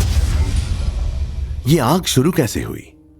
यूएसए जो एक सबसे बड़ी पावर रखता है, वो कैसे इसका ना कॉज ढूंढ पा रहा है और ना इसका सोल्यूशन? क्या सिर्फ क्लाइमेट चेंज से वाइल्ड फायर सिर्फ एक साल में 24,000% बढ़ सकती है? या इसके पीछे government officials, real estate Mughals और सेलिब्रिटीज का हाथ है? अरे पर कोई अपना खुद के लाखों का घर क्यों जलाएगा, राइट? ये आग लगी है या लगाई गई है? Let's find out. Hello listeners, मैं हूं आपका होस्ट रियांश और आप सुन रहे हैं the Indian conspiracy theory podcast. We tell you things you are not supposed to know about. और आज हम बात करेंगे the crazy, tragic and mysterious California wild fires के बारे में। Let's turn to events in California. America में दक्षिणी कैलिफोर्निया के बड़े हिस्से में fire catastrophe in Los Angeles. Winds are easy. Massive wildfires continue to burn out of control around Los Angeles. 7 जनवरी 2025 में शुरू हुई ये wild fire already LA history की वर्स्ट वाइल्ड फायर का स्पॉट ले चुकी है। More than 1,000 buildings got destroyed, 70,000 लोगों का इवैक्यूएशन, 24 reported deaths और estimated $250 billion का नुकसान। ऑन ग्राउंड फायर फाइटर्स का कहना है कि करंट सिचुएशन के हिसाब से इस वाइल्ड फायर को कंटेन करना इज इम्पॉसिबल। पर इतना डैमेज होने के बाद भी इस वाइल्ड फायर का कॉज एक मिस्ट्री है। कई एक्सपर्ट्स का कहना है कि यह रिजल्ट है क्लाइमेट चेंज का। हैवी ड्राई विंड और लैक ऑफ रेन की वजह से यह आग लगातार फैलती गई। लेकिन यह जवाब जानने के लिए इतना सेटिस्फाइंग नहीं था। और होता भी कैसे जब एक ट्रेजेडी का क्लियर रीजन पता ही ना हो? तो सिर्फ क्लाइमेट चेंज को ब्लेम करना कितना फेयर लगता है। एक अपोकलिप्टिक लेवल डैमेज को देखकर कोई भी सवाल उठा सकता है कि क्या यह डिस्ट्रक्शन नेचुरल है या मैन मेड।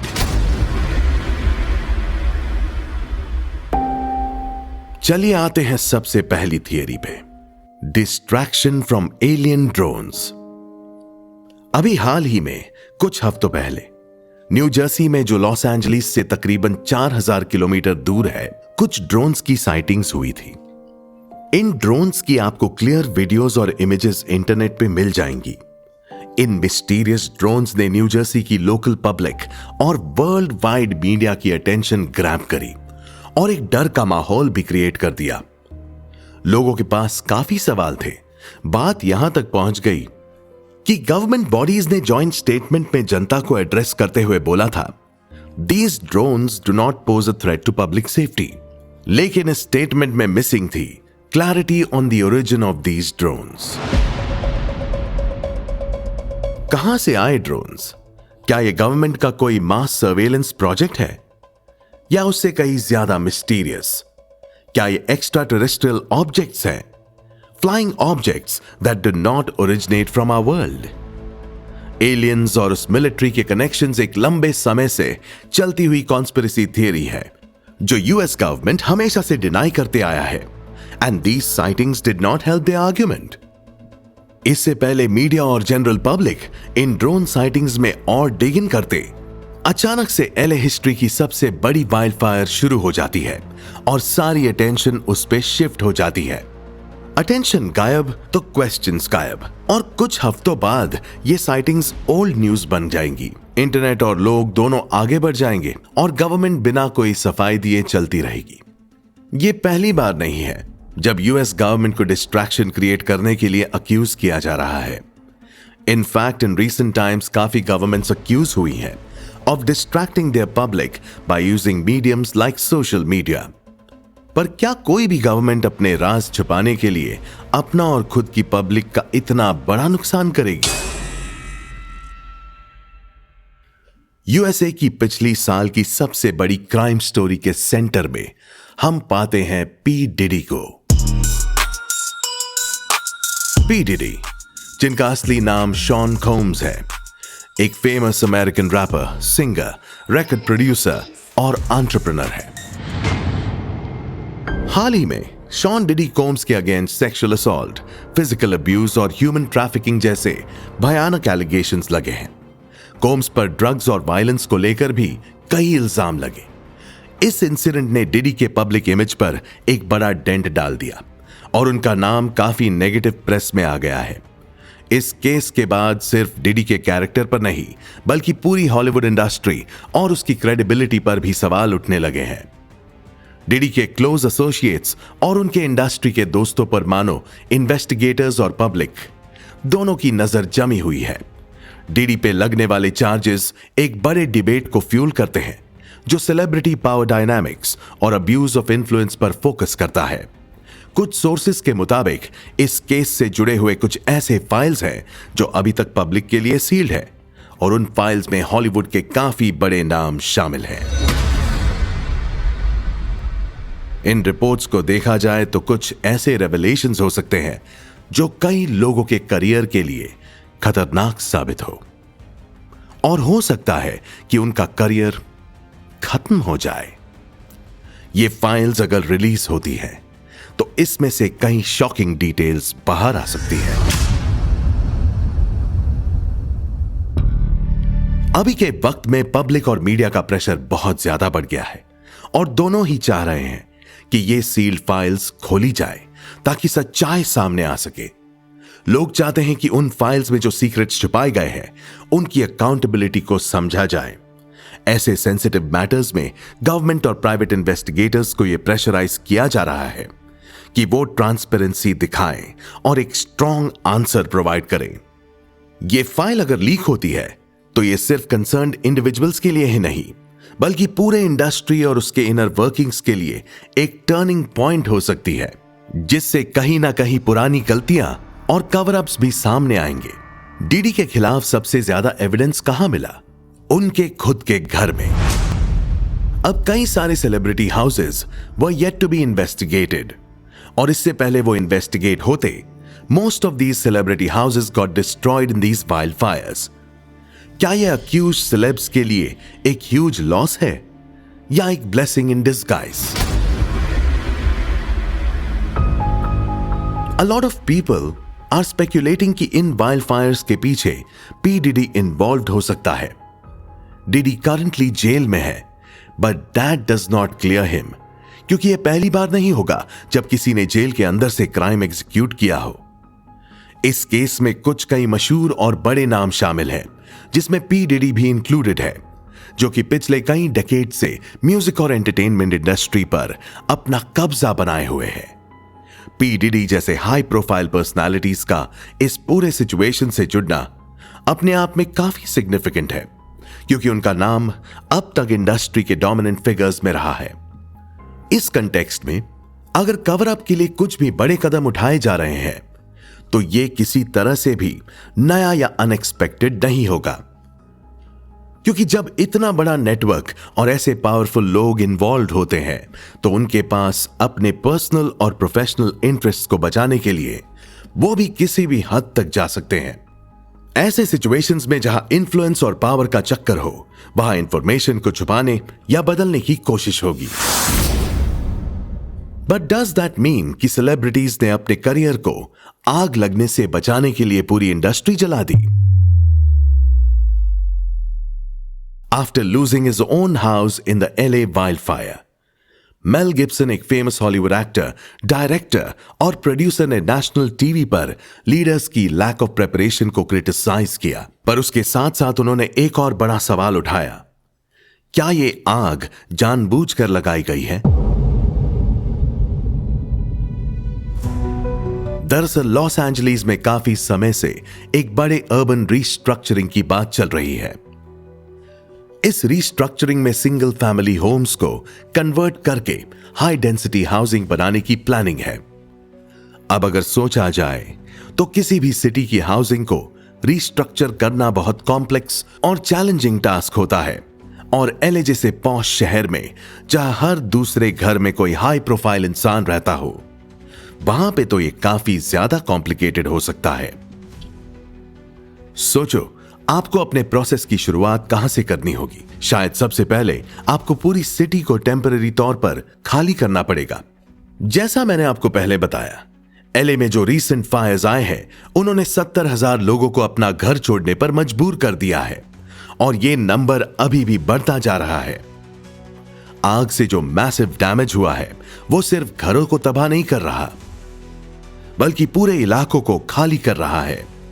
ऐसी बड़ी ट्रेजेडी के बाद यह सिर्फ एक रीडेवलपमेंट की अपॉर्चुनिटी नहीं, बल्कि एक जरूरत बन जाती है। अब जो ऑप्शन अवेलेबल है, उसमें कहना गलत नहीं होगा कि गवर्नमेंट इसको सिर्फ रीबिल्ड नहीं करेगी, बल्कि अपने हिसाब से अपने प्रायोरिटीज और एजेंडास के मुताबिक भी रीबिल्ड कर सकती है।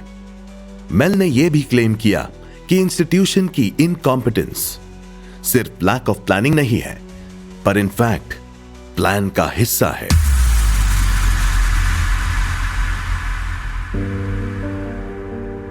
जैसे फायर फाइटर्स के पास पानी की कमी होना, ऑन ड्यूटी फायर फाइटर्स की कमी होना seems all too convenient for a super power like USA. California के कुछ हिस्सों में आर्सनिस्ट भी पकड़े गए हैं, by the public as well as the police. इन आर्सनिस्ट की रिकॉर्डिंग्स भी इंटरनेट पे फेल हो चुकी है, which points fingers towards the theory कि ये फायर एक प्लान डिजास्टर है। आखिर कैसे एक स्टेट जो इतना वाइल्ड फायर प्रोन है, फायर्स के लिए अनप्रिपेयर्ड है? ये आर्सनिस्ट जो स्पॉट हुए हैं with a lot of equipment, who are they? क्या ये किसी ऑर्गेनाइजेशन से जुड़े हैं? What's their motivation to spread more destruction? क्या ये फायर्स एक पॉलिटिकल और इकोनॉमिकल मोटिवेशन से शुरू करी गई है?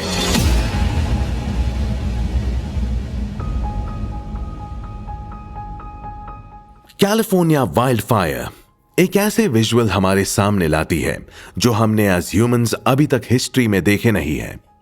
The damage, the photos, they are almost unbelievable.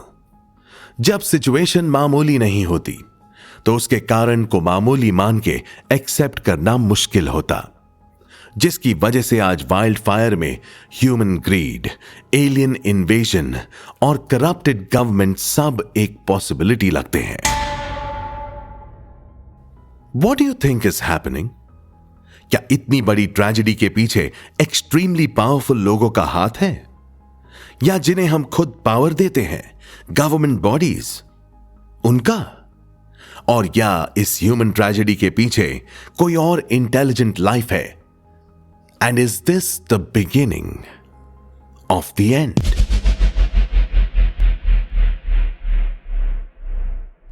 Let us know in the comments, and thanks for listening. The Indian Conspiracy Podcast.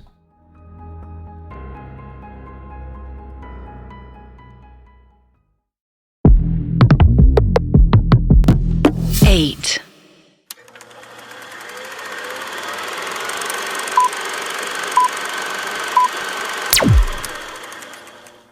The strangest conspiracy theories about popular movies and TV shows.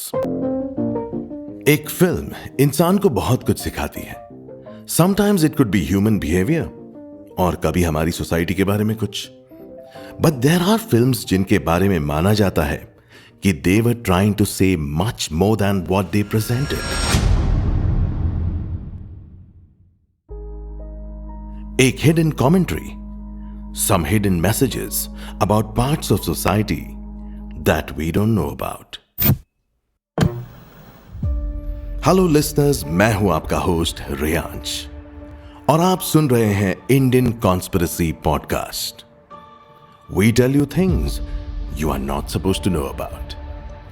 और आज हम बात करेंगे about secret messaging and theories in films and TV, जो आपने देखे तो होंगे पर शायद समझे नहीं। आपने नेटफ्लिक्स के शो स्क्विड गेम के बारे में तो सुना ही होगा। इस सीरीज में कंटेस्टेंट्स खेलते हैं एक बड़े कैश प्राइज के लिए। हर राउंड में गेम्स खेले जाते हैं जो भी कंटेस्टेंट्स चैलेंजेस पूरे करते हैं वो नेक्स्ट राउंड में जाते हैं, लेकिन बाकी कंटेस्टेंट्स एक नॉर्मल गेम शो की तरह एलिमिनेट होने के बाद घर नहीं जाते। If you lose the round, you lose your life. मतलब एलिमिनेशन इक्वल्स डेथ। क्या खतरनाक गेम है यार ये, ऐसे थोड़ी असल में होता होगा। Well, this show was made in South Korea, a place known for its harsh working conditions. हमारी दुनिया की मेजर टेक कंपनीज भी यहां से ही फाउंडेड होती हैं। यह भी कहा जाता है कि यही टेक कंपनीज इस देश को चलाती हैं, and the governments are just a front for these billionaires. तो सोसाइटी का नॉर्मल सिटीजन जो एक बेसिक लाइफ अफोर्ड करने में स्ट्रगल कर रहा है, उसकी जिंदगी से खेलना, उससे खिलवाड़ करना is something which they can relate to. Thus we get a show like Squid game.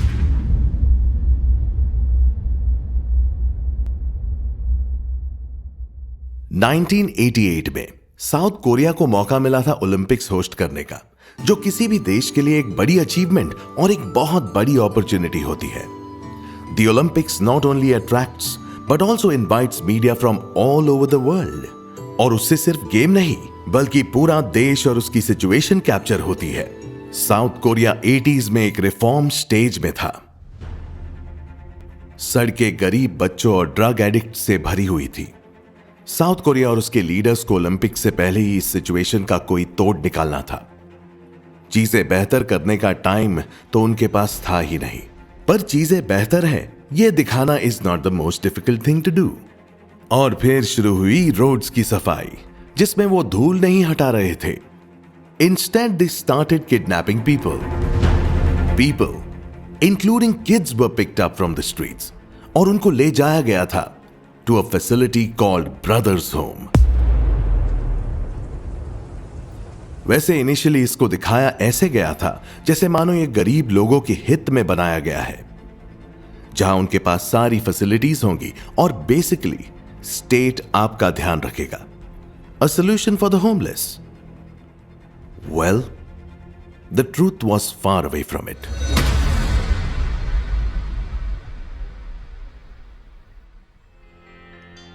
Netflix के शो स्क्विड गेम की तरह फैसिलिटी में पहुंचते ही हर एक इंसान को एक नंबर दिया जाता था। उनका सर मुंडवा देते थे और एक ट्रैक सूट में चेंज करने को बोला जाता था। And then they were used for labour work. For the people in power it was a win. उन्होंने स्ट्रीट्स पर से गरीबों का नामो निशान तो मिटा ही दिया था, और उसके ऊपर से they save tons of money by getting free labour. Allegations वहां नहीं रुकती। There were reports of mistreatment, human trafficking and unpaid labor as we discussed. Squid Game की क्रिएशन में बहुत टाइम लगा as the creator could not find a single person to finance his show until Netflix came in. लोगों का मानना है कि south Korea में कोई इस शो को इसलिए नहीं बनाना चाहता था because it resembles what actually happened in their country. अगर आपको लगता है कि यह थियरी क्रेजी है, then you're not ready for the next one. Stanley Kubrick, Hollywood के जाने माने director. He will probably go down as one of the greatest directors in the history of cinema. But आपको पता है, कई लोगों के हिसाब से उनका बेस्ट डायरेक्टेड पीस क्या रहा है? The Apollo Moon Landing. As you would already know, a lot of people to this day believe that the moon landing was fake. It was shot on a set, and NASA ने सिर्फ Russia को beat करने के लिए ये stunt किया। From the flag moving, as if there's a lot of air, to the fact कि उसके बाद एक भी सक्सेसफुल मून मिशन नहीं हुआ। These are some of the few holes people poke in the Apollo moon landing. They also believe that NASA got the best in the business, Stanley Kubrick, to direct their biggest fraud. And this is something Stanley wanted to tell the world. And guess what? He did. I mean, sort of. Stanley Kubrick की one of the most celebrated films, Shining, सिर्फ उनका masterpiece नहीं है, वो film उनकी जिंदगी की सबसे बड़ी कन्फेशन भी है। According to some theory, Shining के थ्रू क्यूब्रिक ने लोगों को सबलिमिनल मैसेजिंग के थ्रू कुछ बताने की कोशिश करी।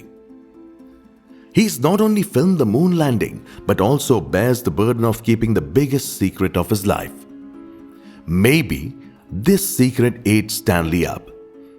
और इस तरीके से उन्होंने इनडायरेक्टली ही सही, पर अपनी बात दुनिया के सामने रख दी। But what were these indirect, subliminal messages in this film?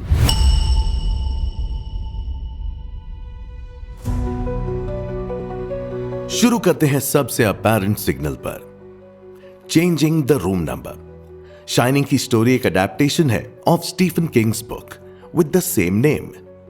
जब भी कोई डायरेक्टर किसी स्टोरी को अडेप्ट करता है तो उसमें वो यूजुअली कुछ चेंजेस लाता है। ये चेंजेस स्टोरी ड्रिवन भी हो सकते हैं, और maybe they are necessary changes for the story to be adapted into a film. Several detail changes में से Stanley made one very strange change. उन्होंने मूवी में, which takes place in a hotel, एक room का number change किया। Book में the room number is 217, but Stanley changed it to room number 237। Why? ये change ना तो स्टोरी में कोई बदलाव लाता है, ना ही it is needed for the adaptation. तो स्टैनली ने ये चेंज क्यों किया? Moon is around 237,000 miles away from earth. Danny, the kid in the movie, room के अंदर जाता है, पर जब वो बाहर आता है, he is never able to talk about what he saw. तो थियरी ये है कि Stanley tried to convey the room as the place where they shot the moon landing, जिस वजह से उन्होंने रूम का नंबर चेंज करके 237 किया, signaling to the distance between the earth and the moon. Just like Danny in the movie, Stanley ने fake moon landing witness तो करी, पर वो बाहर जाके कभी भी इस बारे में बात नहीं कर पाए, और डैनी की तरह ही it has affected him badly. The same character Danny can also be seen wearing a sweater जिस पे Apollo 11 बना हुआ है। Also होटल का carpet allegedly looks like a pad जिससे Apollo 11 took off. While the carpet argument looks weak, sweater पे Apollo 11 की depiction को एक strong point माना जाता है to support this theory. Movie में एक पॉइंट पर Jack, the main character of the film, constantly सिर्फ एक ही सेंटेंस टाइप करते रहते हैं, all work and no play makes Jack a dull boy, all work and no play makes Jack a dull boy. और सिर्फ इसी फ्रेज से काफी पन्ने भर देते हैं। This is also seen as Stanley giving a signal about his mental condition जब वो फेक मून लैंडिंग प्रोजेक्ट को शूट कर रहे थे। एक ह्यूमन हिस्ट्री इवेंट को फॉल्सली डिपिक्ट करना, उसको सीक्रेटली शूट करना और वो राज अपने पास रखना किसी भी कीमत पे फन तो नहीं रहा होगा। ऑल्सो अगर आप टाइपराइटर का फॉन्ट देखेंगे तो the word all also looks like A11 which stands for Apollo 11. Shining की तरह इंडिया में भी कई हॉरर मूवीज बनी है, और उनमें से एक थी 13B. The movie's plot was very simple yet interesting. एक फैमिली एक सीरियल देखती है जो उनकी लाइफ का फ्यूचर डिपिक्ट कर रही होती है। How creepy, right? What if I tell you that one American mainstream show has been accused of doing the same thing? और वो भी एक बार नहीं, they have predicted the future several times for decades now. Simpsons, एक American animated TV show जो 1989 से on air है।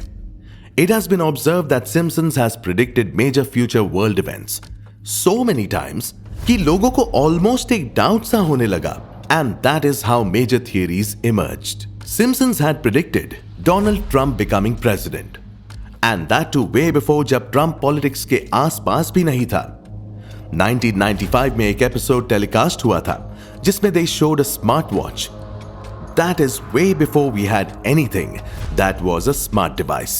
और स्मार्टवॉच की emergence has only taken place in the last decade. Disney's acquisition of Fox से लेकर super ball के winners predict करने तक, the list of correct prediction is endless.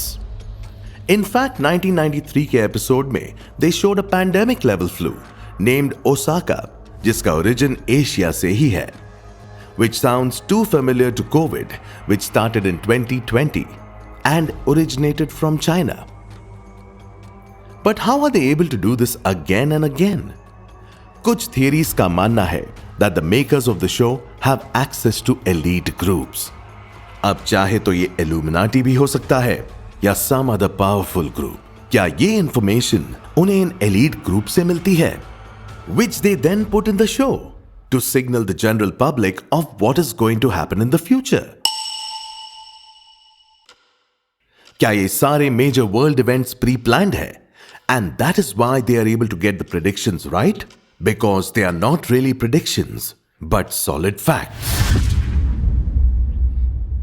Movies और TV shows की दुनिया makes us feel a lot of things and उसके ऊपर से it tries to convey 8.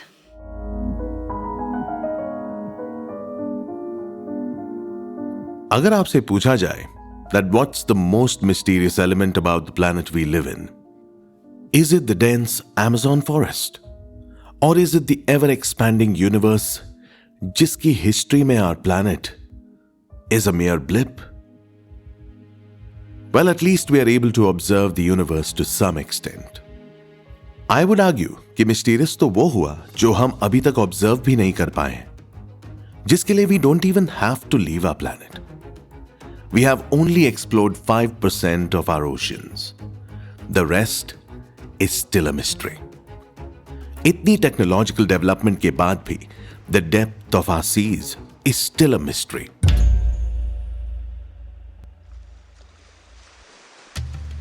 We all know that India पुराने टेम्पल से भरा हुआ है.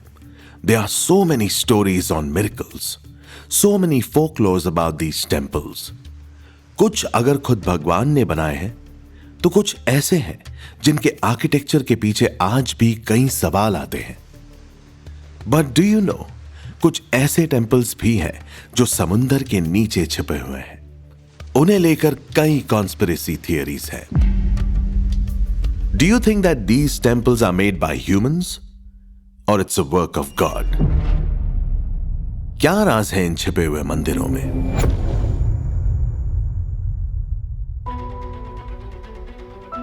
हेलो लिसनर्स, मैं हूं आपका होस्ट रियांश और आप सुन रहे हैं the Indian conspiracy podcast. We tell you things you are not supposed to know about. और आज हम बात करेंगे about the ancient Indian temples beneath the sea. एक ऐसा शहर जो आज के समंदर के पानी के नीचे कहीं खो गया है. यस, हम बात कर रहे हैं द्वारका की. एक शहर जो माइथोलॉजी, हिस्ट्री और मिस्ट्री से भरा पड़ा है. हिंदू स्क्रिप्चर्स के मुताबिक द्वारका वो शहर था जो भगवान कृष्ण ने मथुरा छोड़ने के बाद बनवाया था. मथुरा में उन्होंने अपने मामा कंस को हरा दिया था, पर उनके और यादवा कम्युनिटी के ऊपर कांस्टेंट हमले होने लगे. उससे बचने के लिए कृष्ण ने एक ऐसे शहर को बनाया जो समंदर के पास था और इस शहर का नाम रखा गया द्वारका.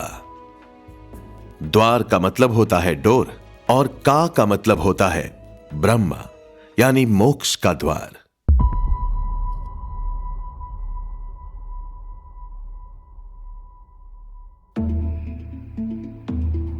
पुराणों के हिसाब से एक एडवांस शहर था. प्लान स्ट्रीट्स, ह्यूज पैलेसेस और एडवांस हार्बर्स के साथ. पर जब कृष्ण जी ने अपनी अर्थली जर्नी खत्म की तो कहा जाता है कि द्वारका को समंदर ने निगल लिया. कुछ लोग कहते हैं कि यह वरुण देव का श्राप था, तो कुछ इसे जियोलॉजिकल डिजास्टर कहते हैं. पर असली सच क्या है? 20th सेंचुरी के एंड तक हम सिर्फ कहानियों पे भरोसा करते थे, पर फिर अंडर वाटर आर्कियोलॉजिस्ट ने गुजरात के गल्फ ऑफ कंभाट के पास एक सरप्राइजिंग डिस्कवरी की. मरीन आर्कियोलॉजी के प्रोजेक्ट्स ने समंदर के नीचे कुछ ऐसे निर्माण दिखाए जो किसी बड़े शहर का हिस्सा लगते हैं. रिसर्चर्स को वहां स्टोन वॉल्स, स्ट्रीट्स और पोर्ट लाइक स्ट्रक्चर्स मिले जो बड़े एरिया में स्प्रेड हैं. कार्बन डेटिंग के मुताबिक ये रूइंस 9000 साल पुराने हो सकते हैं, जो मॉडर्न सिविलाइजेशन के टाइमलाइन से बहुत पुराने हैं। यानी ये दुनिया के ओल्डेस्ट सिविलाइजेशंस में से एक हो सकता है। द्वारका के डूबने की कहानी के साथ कई अजीब थियरीज भी जुड़ी हुई हैं, जो इसे और इंटरेस्टिंग बनाती है।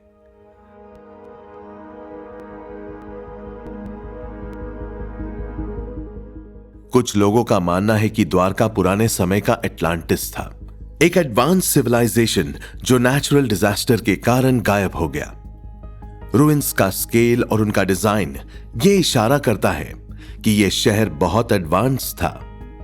एक थियरी तो यह भी कहती है कि द्वारका के कंस्ट्रक्शन में कई एलियंस का हाथ था। भगवान कृष्ण का कैरेक्टर एक ऐसे डिवाइन इंजीनियर के रूप में दिखाया जाता है जो सुपर एडवांस टेक्नोलॉजी यूज करते थे, जो आज भी ह्यूमंस के लिए इम्पॉसिबल लगती है। द्वारका के डूबने की कहानी दुनिया भर के फ्लड मिथ से काफी मिलती जुलती है, जैसे बाइबल का नोआज आर्क और मेसोपोटामियन एपिक ऑफ गिलगामेश। क्या ये सब एक्चुअली एक ग्लोबल डिजास्टर का सिग्नल है? कई लोग मानते हैं कि माइथोलॉजी में जो कृष्ण के पैलेस और सिटीज का डिस्क्रिप्शन दिया गया है वो एक लॉस्ट एंशिएंट टेक्नोलॉजी का एविडेंस है। कुछ लोग इसे गॉड लेवल इंजीनियरिंग कहते हैं। महाबलीपुरम तमिलनाडु के कांचीपुरम डिस्ट्रिक्ट में है, and this place is a hidden treasure. यहां के टेंपल और स्कल्पचर्स जिंदा लगते हैं। पल्लवा किंग्स, स्पेशली नरसिम्हावरम वन, जिन्हें ममलन भी कहा जाता था, उन्होंने इस शहर को एक कल्चरल हब में बदलने का काम किया था। पर जो चीज हमें सबसे ज्यादा क्यूरियस बनाती है वो है 7 पगोडास का रहस्य। ये वो 7 बड़े बड़े मंदिर हैं जिसमें से आज सिर्फ एक ही मंदिर दिखाई देता है, बाकी के टेंपल्स को समंदर निकल चुका है। कहा जाता है कि महाबलीपुरम एक मैग्निफिसेंट शहर था जिसमें 7 बड़े बड़े मंदिर थे। ये टेंपल्स पल्लवा के आर्किटेक्चरल मार्वल्स थे और समुद्रिक रीति रिवाजों का एक हिस्सा भी। आज की डेट में हम सिर्फ शोर टेंपल को देख सकते हैं, जो यूनेस्को वर्ल्ड हेरिटेज साइट है। 2004 के सुनामी के बाद जब पानी टेम्परेरीली पीछे हटा, तब लोगों ने समुद्र के नीचे छुपे हुए कुछ फैसिनेटिंग स्ट्रक्चर्स को देखा। ये एक शॉर्ट ग्लिम्स था उन लॉस्ट टेंपल्स का जो माइथोलॉजी और लेजेंड्स के पार्ट थे।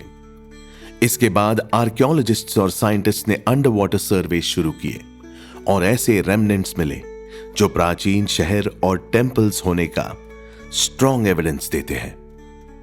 कुछ डाइवर्स और अंडर वाटर आर्कियोलॉजिस्ट्स ने समुद्र के अंदर स्टोन पिलर्स और लार्ज कार्व्ड रॉक्स देखे जो ह्यूमन क्रिएशन लगते हैं। समुद्र के नीचे एक बड़ा लेआउट भी मिला जो यह सिग्नल करता है कि महाबलीपुरम के आसपास एक बड़ा टेंपल और मार्केट एरिया हुआ करता था। एक पॉपुलर मिथ यह है कि महाबलीपुरम के टेंपल्स को समुद्र के देवता वरुणा का श्राप मिला।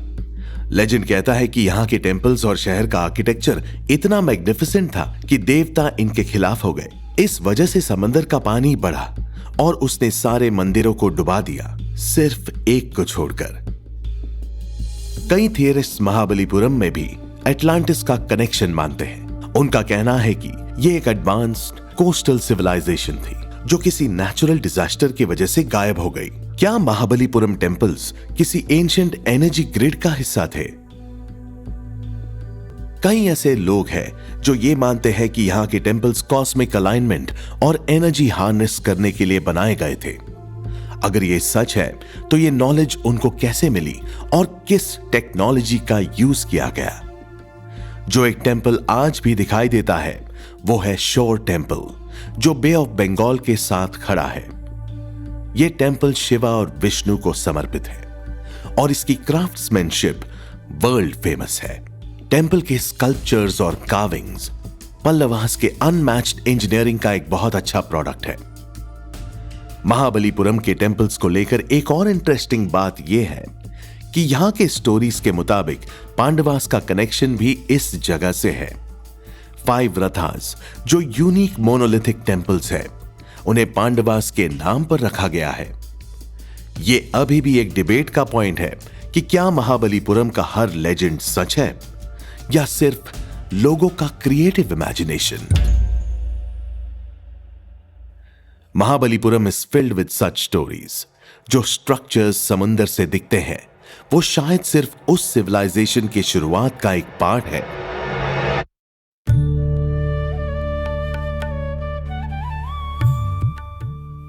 पूम्पुहर का इतिहास तमिल लिटरेचर में संगम काल के ग्रैंड ट्रेड नगर के रूप में ज्यादा पहचाना जाता है। यह नगर बे ऑफ बंगाल के किनारों पर स्थित था, जहां से प्राचीन लोगों का इकोनॉमिक और कल्चरल कनेक्शन पूरे साउथ ईस्ट एशिया के साथ बना था।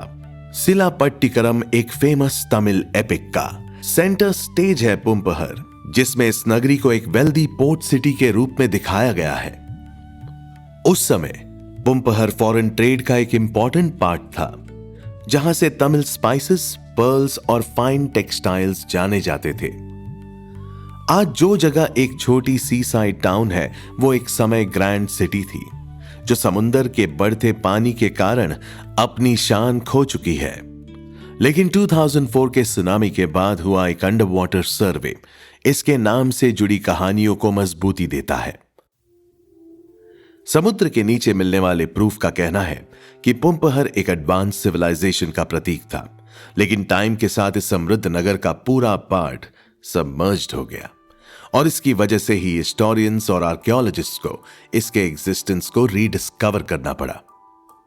पूम्पुहर की डूबी हुई दशा का सबसे बड़ा कारण सुनामी और ओशियानिक एक्टिविटीज को माना जाता है। लेजेंड्स कहते हैं कि 2nd सेंचुरी सीई के आसपास एक बड़ी सुनामी ने इस शहर के काफी बड़े हिस्सों को डुबा दिया था। 2004 के बाद हुआ एक मरीन आर्कियोलॉजिकल एक्सपेडिशन ने दिखाया कि समंदर के नीचे मैन मेड स्टोन स्ट्रक्चर्स हैं, एक ऐसी आर्किटेक्चर जो टिपिकल संगम काल के स्टाइल्स के सिमिलर है।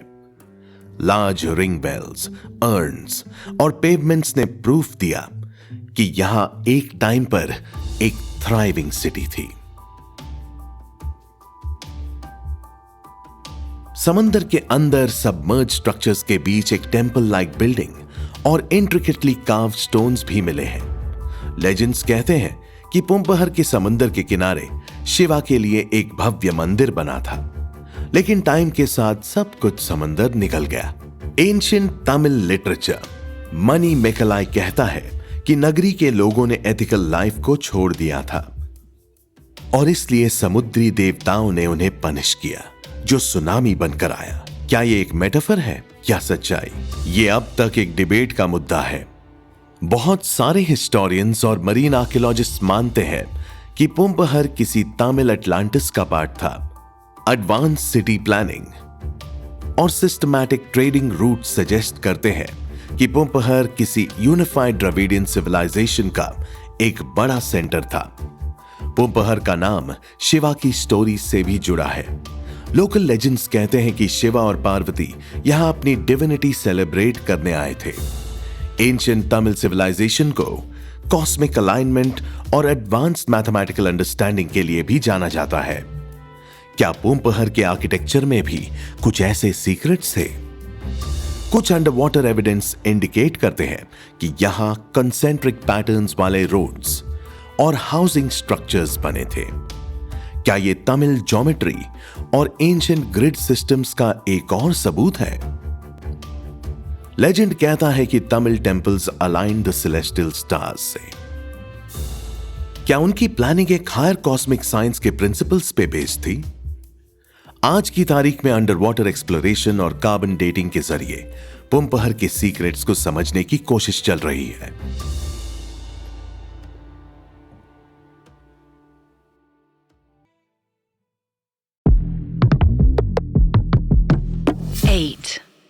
स्कैंडल जो इतने सालों बाद भी क्वेश्चंस के बादलों से घिरा हुआ है।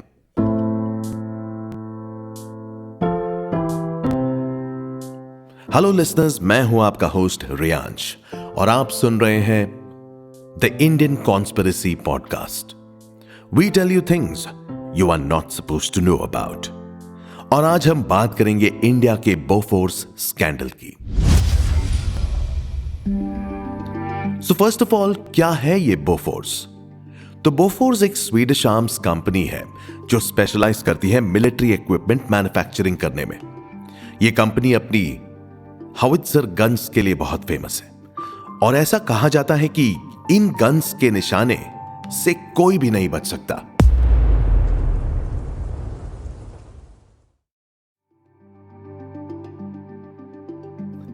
जहां बोफोर्स पूरी दुनिया में फेमस हो रहा था, उसी दौरान भारत में वो काफी इनफेमस था। साल था 1984, जब हमारे आज के ऑपोजिशन लीडर राहुल गांधी के पिता राजीव गांधी इस देश के प्रधानमंत्री थे। राजीव गांधी का पब्लिक परसेप्शन काफी अच्छा था। He talked about development and technology. He won the public trust. पर वो सब जल्द ही बदलने वाला था। 15 March 1986 Rajiv Gandhi former Swedish prime minister Olof Palme के अंतिम संस्कार के लिए स्वीडन गए थे। इस विजिट के दौरान वो स्वीडन के उस समय के प्राइम मिनिस्टर इंगवर कार्लसन से भी मिले and he gave him the assurance कि इंडिया आर्म्स की डील बोफोर्स के साथ